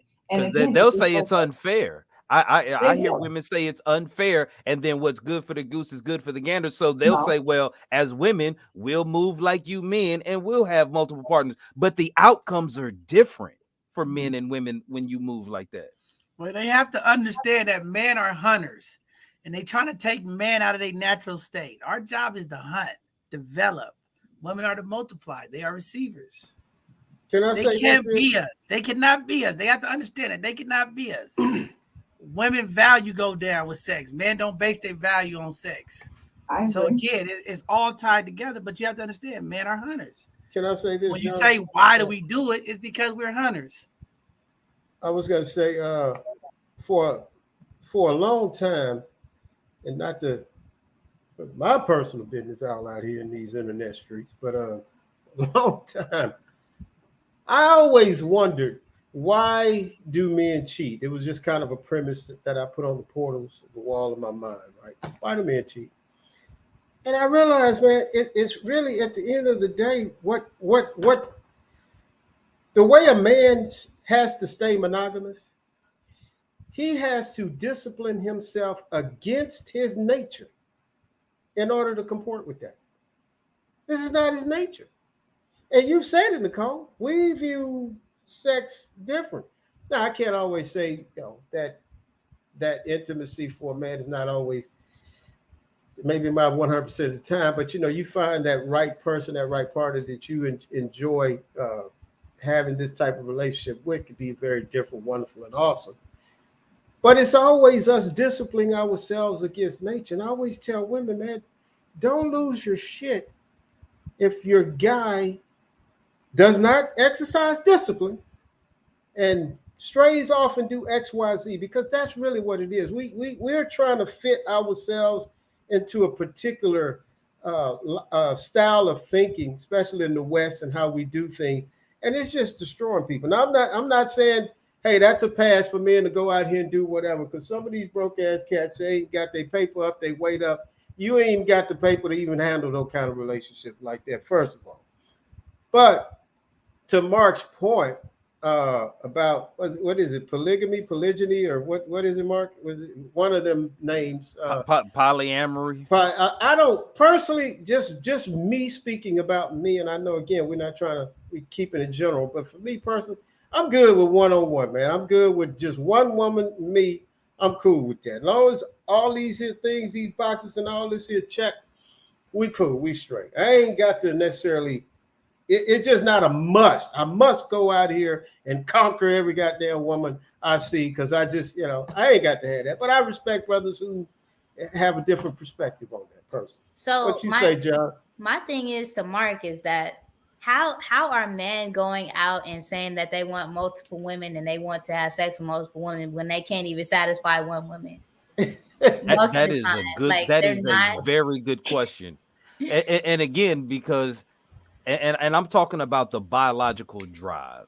And again, satisfaction is something in intimacy has multiple levels to it. There's not just a physical level to satisfying somebody sexually or intimately. You have to connect emotionally and mentally, and for those of us who have a higher consciousness, even spiritually, to achieve true fulfillment. But at a biological, just physical level, we seek out physical expression as a way to demonstrate our vitality. And it's something that we always have in us. And a lot of us as men, when we try to have relationships, we have to have a civil war within ourselves, like JC was saying, to maintain discipline to our commitment of exclusivity, but it keeps us fighting against our own drive in nature, which causes a lot of men to deal with frustration. And because we're expected to not even have that drive at that point, once we make the decision socially, a lot of men do fight with themselves to try to keep their word in their relationships and feel defeated when we fail. And I think we have to come to the table and honestly renegotiate expectations for relationships, because trying to do it monogamously, even when our culture was a little bit more conducive to supporting a single monogamous family unit structure, even then the numbers show that we failed half the time. So like, if we're failing at something half the time, even when we're trying to do it, then we need to be honest and take a step back and say, what is it about what we're trying to do that's causing us to fail so much? Well, we got to get our egos in check, so we can't be thinking with our penis. Most men do, until men understand their power and where their power is. Those type of things to stop, right? But I mean, at the end of the day, most men aren't thinking with their penis. I told y'all last week on the show, men date to have sex, women. It's just what it is. All right. And then in that process, you find out, is there compatibility? Is there something that you can move forward to? But women cheat too. It's different things that women do in a different level. And I'm not saying that it's all sexual. Sometimes it's mental and other things. So it's a dynamic that happens. It's a definitely a dynamic that continues to happen in our community. But we got to be open to the change and unlearning some of these processes and understanding. So I guess if man is from Mars and women is from Venus, how do we collect the two planets? We don't. We do.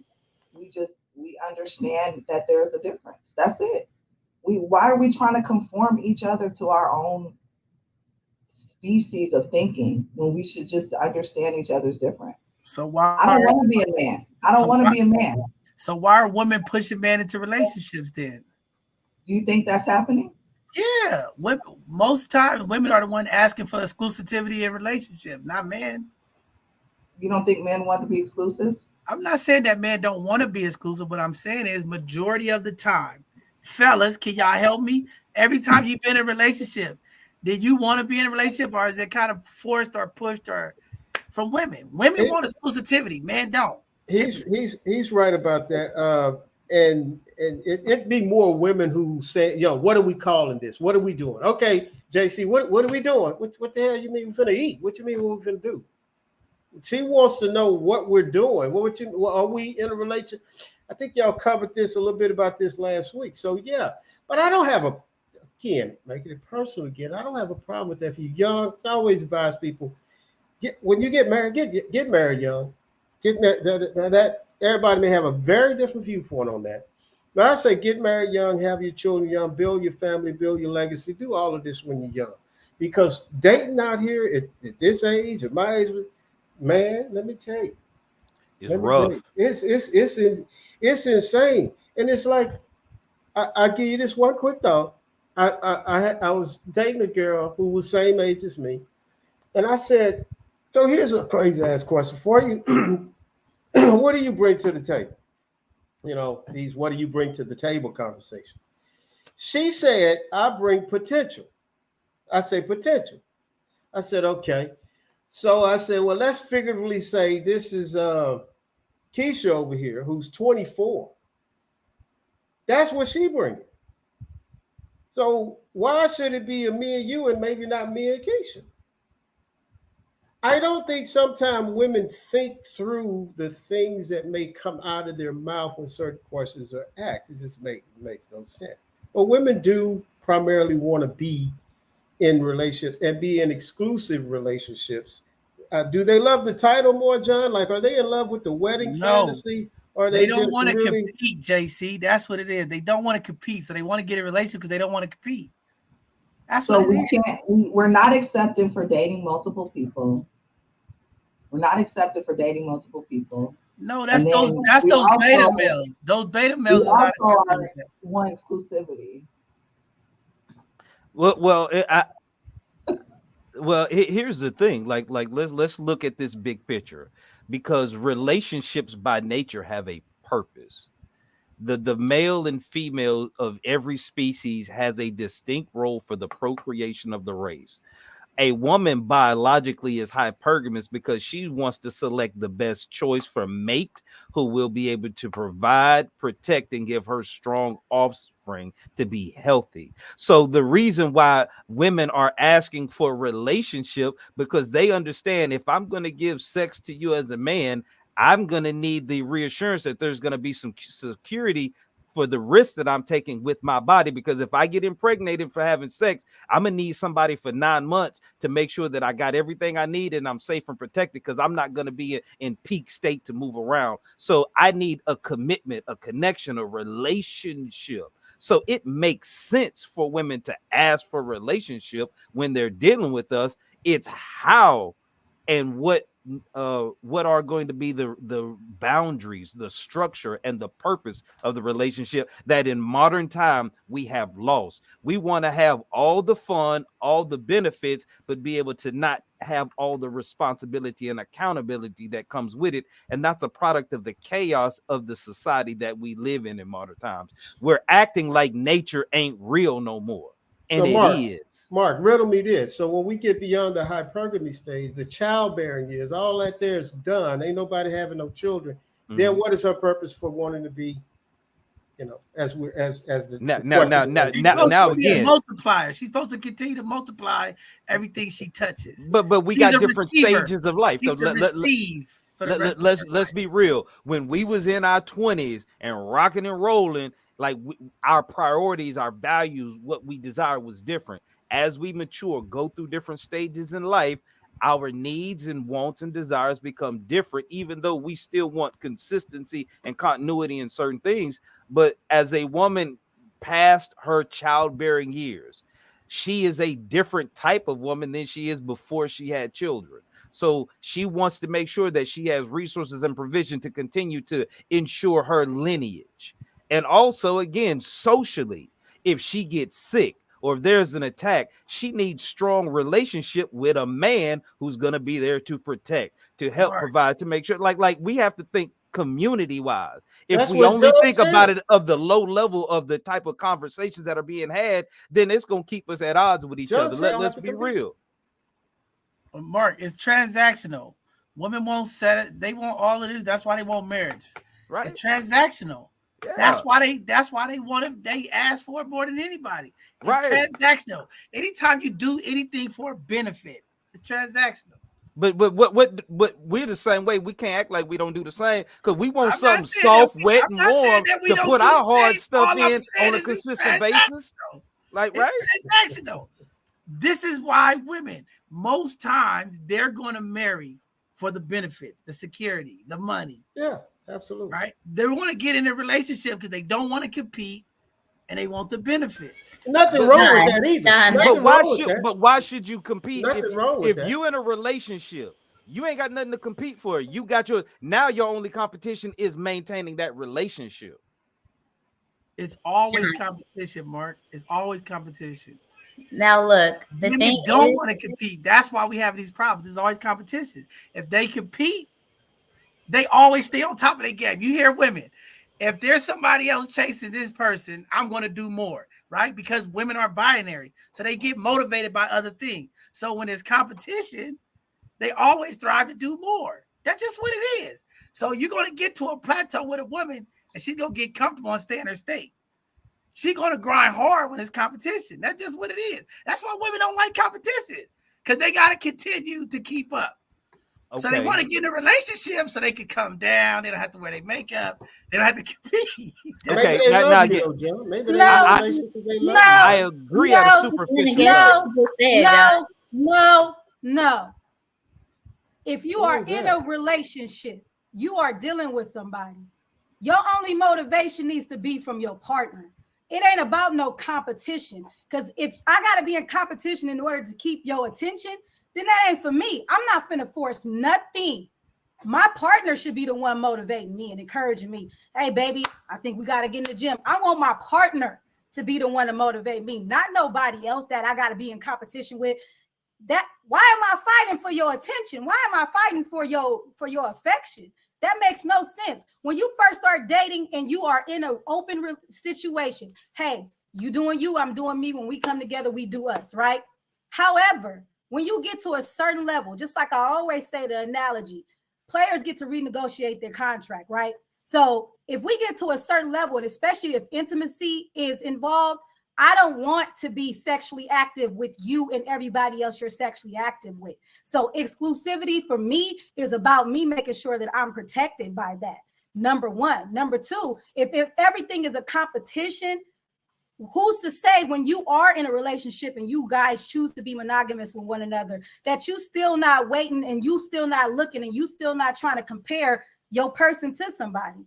No, that doesn't work for me. Competition is when you're first dating, you have different options and you're weeding out who's the best fit, who you mostly aligned with. When you find that alignment with somebody, then that's when you're supposed to take it to the next level. I learned it's not about the titles. It's not it's a about the masculine titles. frame. Oh, I'm your girlfriend, you your man, that's my man. No, it's not about the titles. It's I'm with this person. This is who I enjoy being with. We are aligned. He is developing me in a different way that I ever saw possible. And I'm going to multiply everything that he's pouring into me to make sure that I'm adding to him as well as he's adding to me.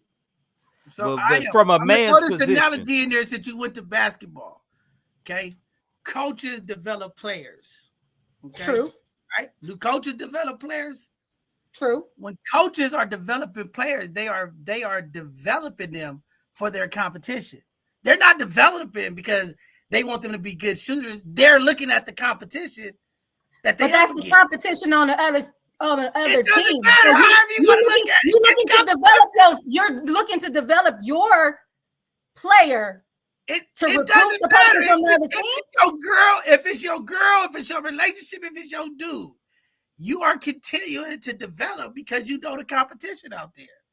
That's what it is. But I think this is a misunderstanding because the masculine frame, mentally, we think differently than women think differently about this. Because when we say there's a competition, if we're in a relationship, it's not that you're in competition to be replaced. But we as men know there's a dude out there who's gonna make more money, who gonna drive a better car, have more attractive offering than I am. And he will tell you, if I ever get the chance, I'll take your woman from you if I want her. So as men, we understand there's always that pressure to compete, to stay on top, to hold your position.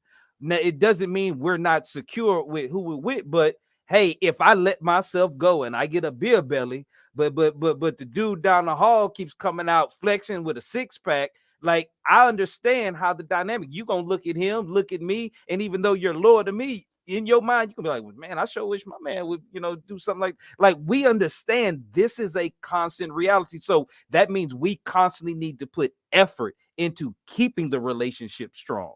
It doesn't mean that I'm looking for your replacement 24/7. Constantly put the effort from your partner. That's y'all working together, not the outside, the competition from the outside. That's y'all working together. Right? To put the effort in for your partner. But Mark, you got to look at it from this perspective. If we're talking about man being disciplined, right? Mm-hmm. In order to remove those urges and what's going on, you got to know what's coming at you. So you developing the woman you with because you know where your weakness is. That's what great men do. Right. If I know where my weakness is, or I'm with a partner that I got this area of this issue, then I'm trying to develop that person so that I don't have to worry about those urges. That's what we're doing. Right. But again, this is where you have to be able to communicate the vision to your woman as a man, and she has to be submitted to that. Understand, again, babe, I know when you have them kids, I know you're gonna go from a size 4 to probably a 6 or 8, but I'm gonna be with you because I want you to get down, because I don't want you to let yourself go, because I'm gonna look at other women when they come out, and I'm a man, so I'm gonna look at mine and I'm gonna be look at you and I'm be like, I'm glad mine is still good. Like, we want that. And it's the opposite for women. Men get women will get lax in what we look like physically, and that's when men potentially would stray. They're not getting sex. We don't look like we used to, and so they're gonna stray. Women, on the other hand, we're still looking for that confident man, that provider, that security man, the man that's keeping up the household, taking things and taking control. And so therefore, those are the things. So what Joyce says, she's making sense. You're competing by keeping up with the standard. And the standard is you do what you're supposed to do in your role, and we're going to be cool. But once you fall back, the woman starts slacking. She bonnet on all day. She don't want to go nowhere. She don't want to do anything. Men gets like she's slacking now. And y'all don't care how many babies we have. Y'all don't care how many babies we have. We still got to look good. I mean, you know what? If we're talking about a success, if we're talking about a marriage or a relationship, if we're talking about two people who came together to create something, to build something, and we're married and we're having children, having a family, and so on and so forth. I don't know. I mean, I have respect for that.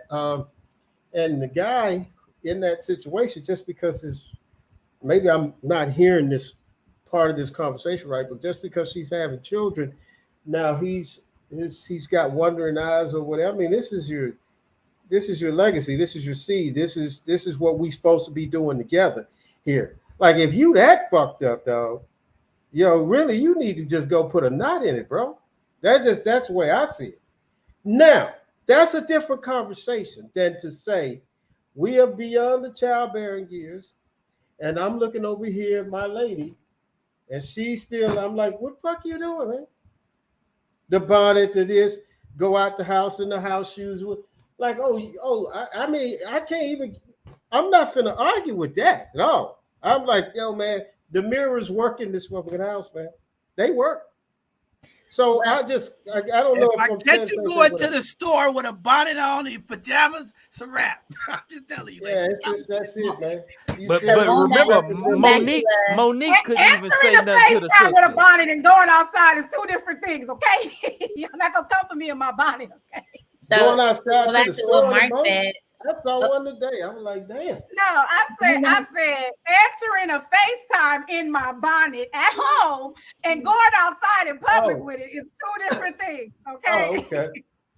But we But see yeah, that so out here. going back to what I Mark just- said about the polyamory thing, a lot of y'all guys be trying to bite off more than you could chew because you always talk about, oh, you want multiple women, you want to be able to, have sex with multiple women. But like I mentioned before, you guys don't even please the one that you have. And then you get all these other women and they require different things. Because one woman is not going to be like, you're not going to be able to pull the same moves on another woman as you do with the one woman. Because every woman is different. Women are not a monolith, especially sexually. We are not a monolith.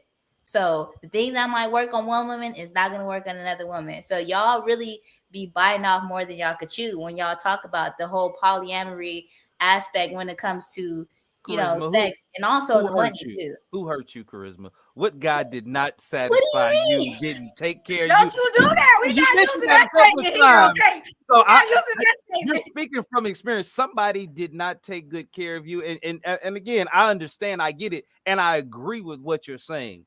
And again, depending on what stage of life it is, it's some men when they're younger, yeah, we think we want all that, but a man who's had some experiences understands what it takes to pull a scenario off like that successfully is more mental, emotional management and financial responsibility than the average man is prepared for. So even though they fantasize about it, most men ain't built for a bunch of women.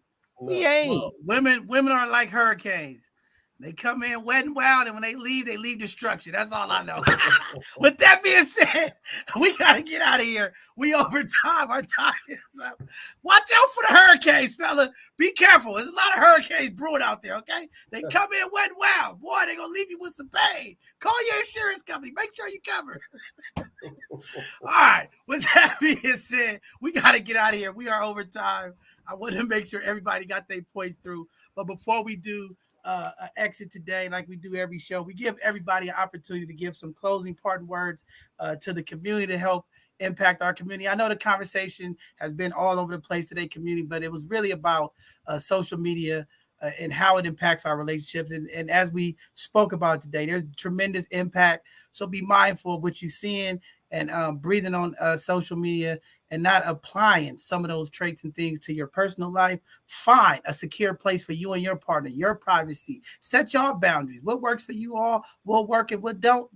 If you can't get it straight, you don't know, get an NDA, okay? Have her sign some paperwork, have him sign some paperwork. I don't know. Maybe the NDA is the way we need to go. We stop all this foolishness on social media. I don't know. But with that being said, I'm going to give everybody an opportunity to give away some parting words. I'm going to start with you, Brother JC. Give us some parting words today, brother. I appreciate that, John. Thank you, Brother Mark, Sister Charisma, and Nicole. It's been a wonderful, wonderful conversation. We've laughed, we've talked, we've cut up.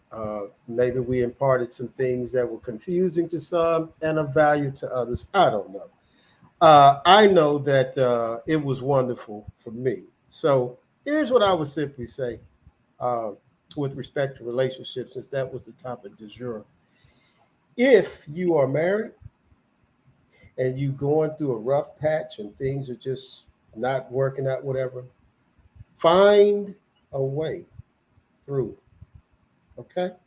Find a way through that situation. If there is a way through it, find that way, find that outlet, find that perspective and work on that.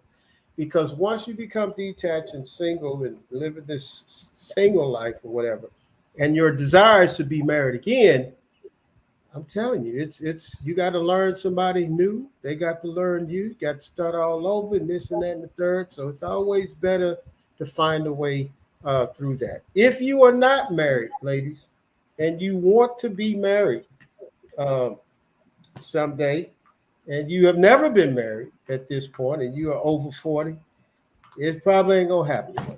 Okay, so just no, I'm just no, no. Just if that has not happened, just be patient. Don't put so much emphasis and focus on marriage. Just enjoy the relationship and it'll unfold. A man will know whether or not he wants to marry you within 6 months, 3 months, 2 months. he'll know whether or not you wife material. Okay. So don't put the pressure and all of that. John talked about putting pressure. Don't do that. Anyway, that's all I got, man. Thank you so much. Wow. So ladies over 40, just give it away, ladies. Don't be talking about I'm waiting to celebrate until I get married. It's over. JC just told y'all if you're over 40, it ain't happening. Go and just give it away, okay? We have a layaway over here. Go and just lay it away. Rain check. I don't know. All right. With that being said, Sister Nicole, go ahead and give some hard work to the ladies in the beds of the community. This has been great as always. I often love to hear from different people in their journey and relationships and dating. My 2 cents is explore, get out there, meet people. Like JC said, I'm one of those over 40 women, and I'm actually in the space of just meeting people and having great relationships and friendships. And if something goes beyond that, great, cool, that's fine. I love it. But I also have been doing a lot of self-work and self-study on myself, because when you are of a certain age, you do have some form of trauma based on relationships that you might need to deal with. And so, ladies, do some reading, get that feminine energy back in you. We've been hurt, lied to, and we taking it out on some good men. So go get some healing that you may need. Also, second point, I do have a live Men Are From Mars, Women Are From Venus, where we have men on a panel discussing these type of things in person. And we're going to be gearing that back up in September. So we'd love to extend the invitation. JC, I think you'll be a great panelist. I might have to reach out to you and you might offer us some words of wisdom. Thank you. Well, fellas, there you go. That is Nurse Babe Nicole. Okay, go to her social media handles, get in her DMs so she can get all of the DMs that she need. Okay, but Men Are From Mars, Women Are From Venus.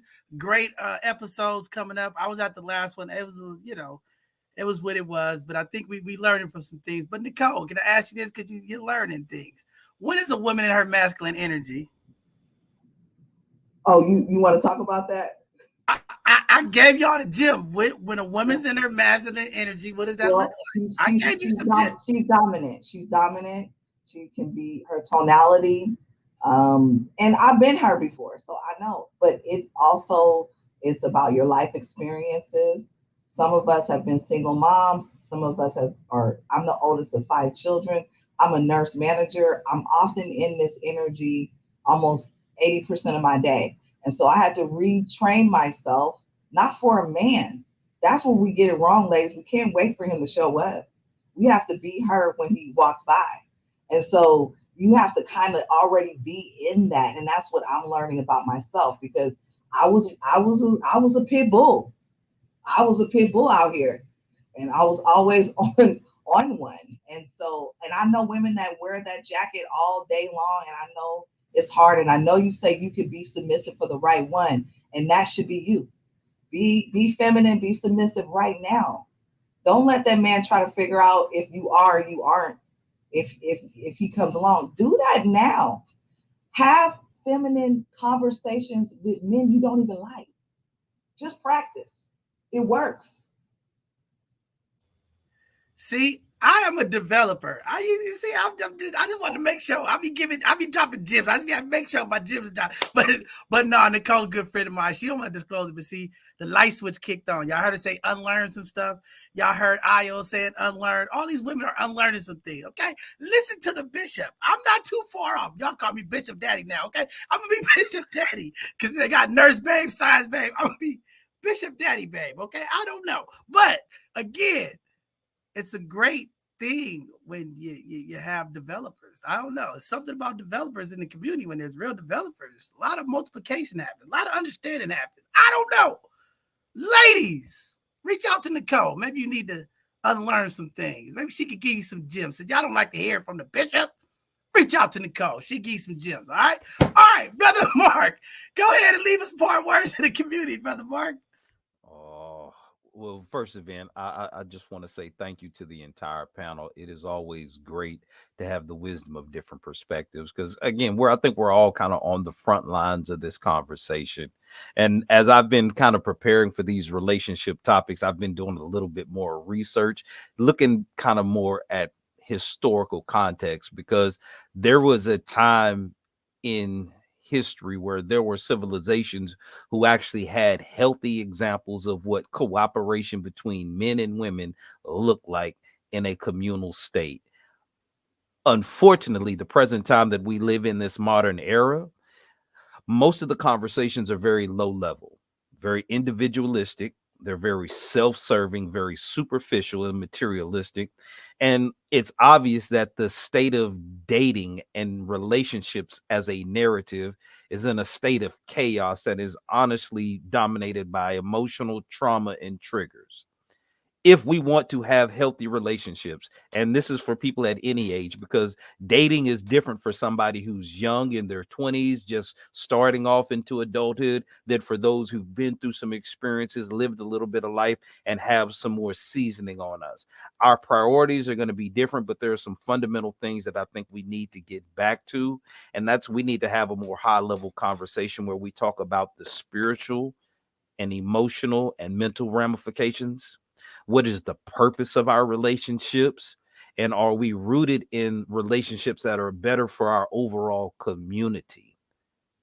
And if not, then unfortunately, we're just going to see us continue to repeat cycles of trauma and bondage and just be bad examples for the next generation. And I think we owe our children and our children's children a better example from us as we continue on, and to be honest about the lessons that we've learned. Social media does not have the ability to control us, but it is exposing who we are. And we can use it like anything else as a tool to improve and empower ourselves, or we can let it take us down the hill of destruction.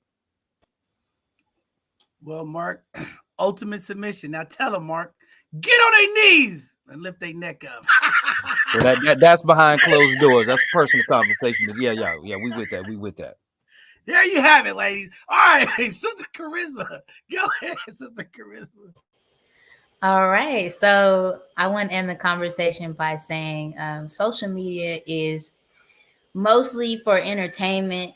You know, if you have a person, or you're dealing with a person that's on social media and they have a big following, you can't really take a lot of things personal that they say on there. If they got fans, they're trying to build a fan base, you can't really get all too caught up in what they post, because they have, you know, they're entertainer, you know, like they might say some things on there, and you know, of course, if it's still respectful, then don't really think too much of it. You know, social media is a place where people come to have fun, they come to laugh, they come to have conversations. It's a way for people to get in contact with each other that might not see each other every day. But as far as a relationship goes, just in early stages of relationship, just keep your person off of social media. It's very important in those early stages to do that, because not everybody has your best interest at heart. Some people out there willing to slide in your person's DM, so you just got to really be careful of that. Another thing that I didn't get to say during the show is that if you see that somebody gets a lot of attention on social media, you have to be able to handle that.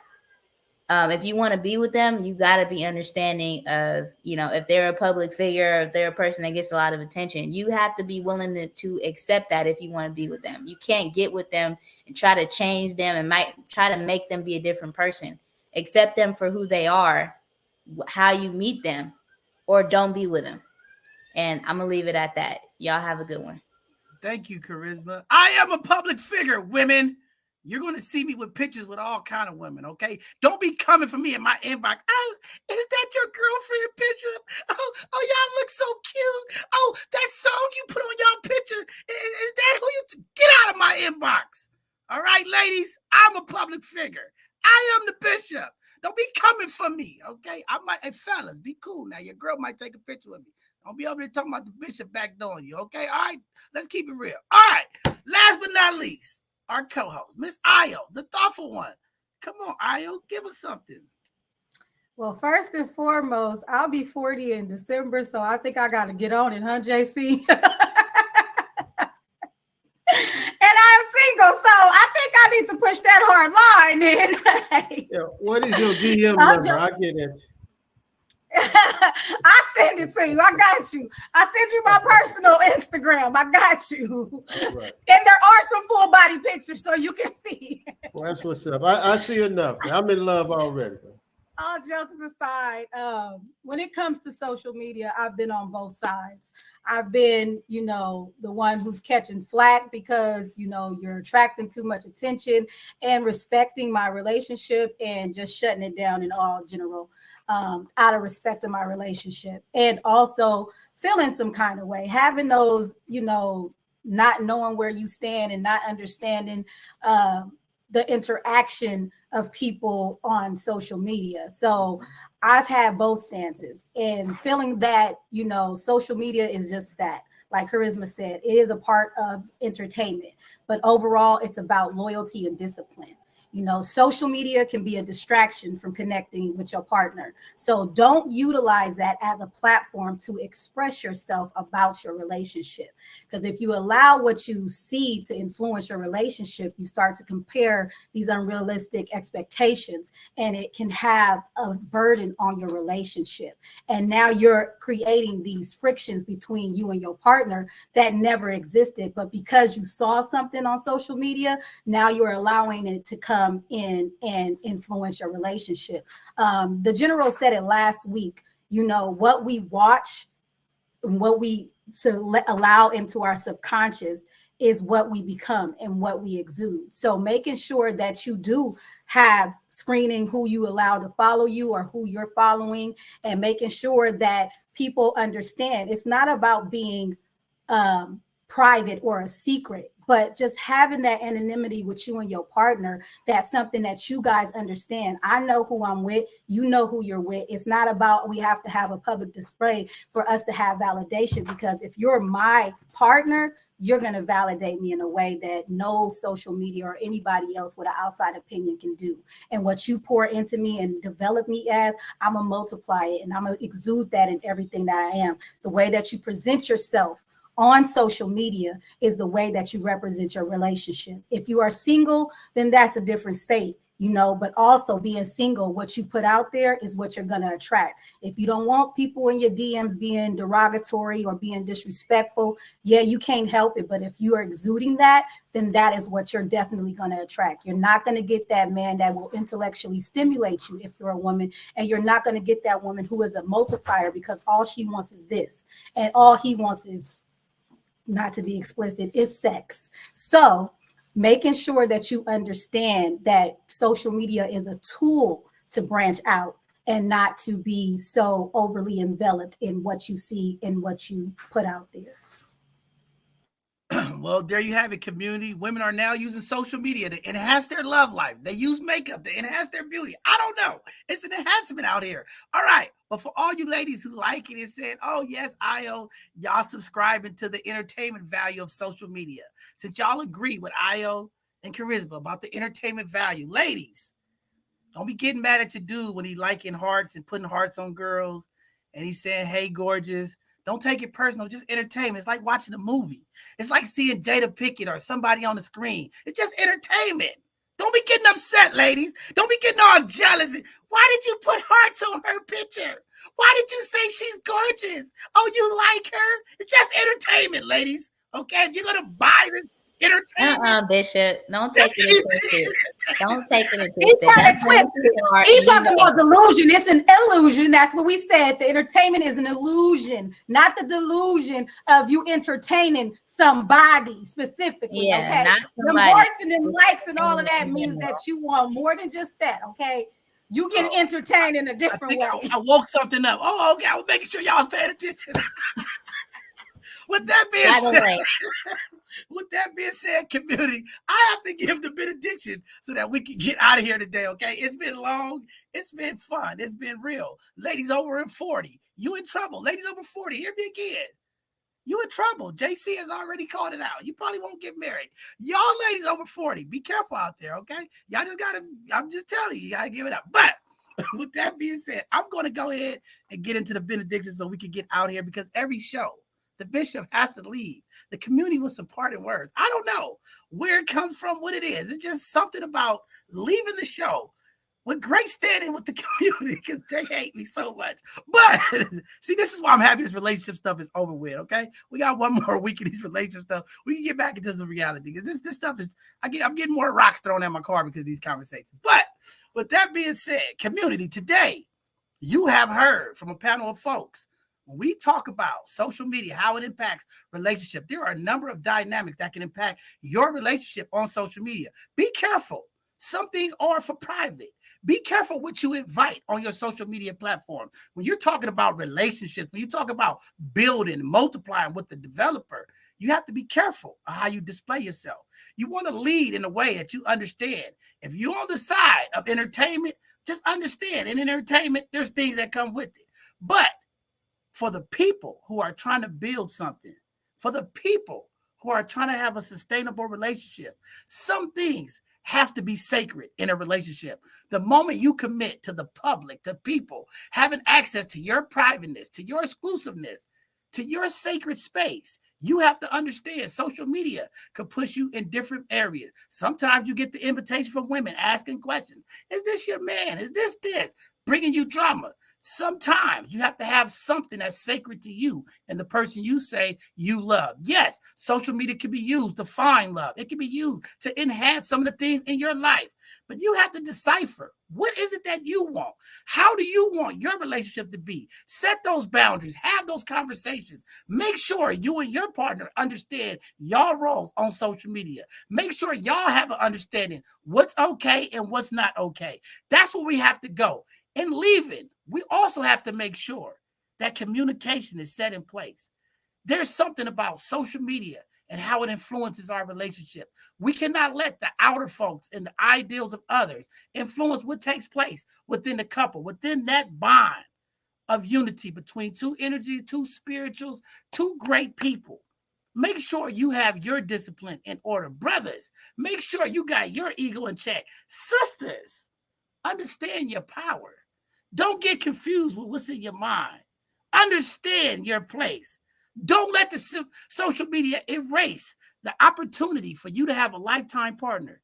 The only validation that you need is from the person that you are with. Too many times we are looking for the public and communities to give us that it's okay. Find yours. Make sure the person you with are pouring into you so that you feel loved, appreciated, no matter how big, how tall, no matter what you put on. Make sure you are comfortable in your own skin. With that being said, thank you all for tuning in today. It's been long. It's been real, but it's been a great conversation today as we continue to uplift Black love in our community.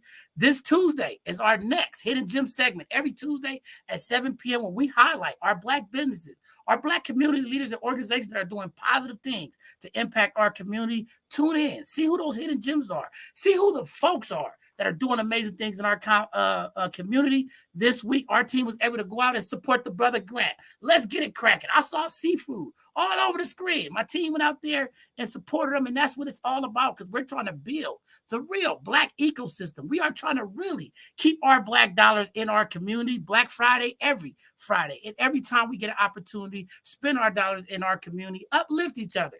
So we have an opportunity to hire the people who look like us so that we can be sustainable with the people that is with us in our community and make sure that we bring true ownership to our community. With that being said, our Educational Thursday will be happening on Thursday. Great information. Tune in and check out what's going on as we intentionally continue to bring information and sauce to the community here at both sides of the conversation. Next week, we'll have our final conversation of relationships, how to sustain a healthy relationship. I think we talked about the problems. Next week, we're talking about the real solutions, how to sustain, how to maintain. When things are going right, how are you going to allow your developer to correct you? How, when you can't make a decision or decipher, your developer could correct you? We're talking about correction next week, because a lot of this deals with people not understanding, women not getting it. Sustain the relationship, ladies. You have the power. All right, everybody. Good evening. We'll see you soon. Until then, be careful in these digital streets, okay? Social media can ruin you.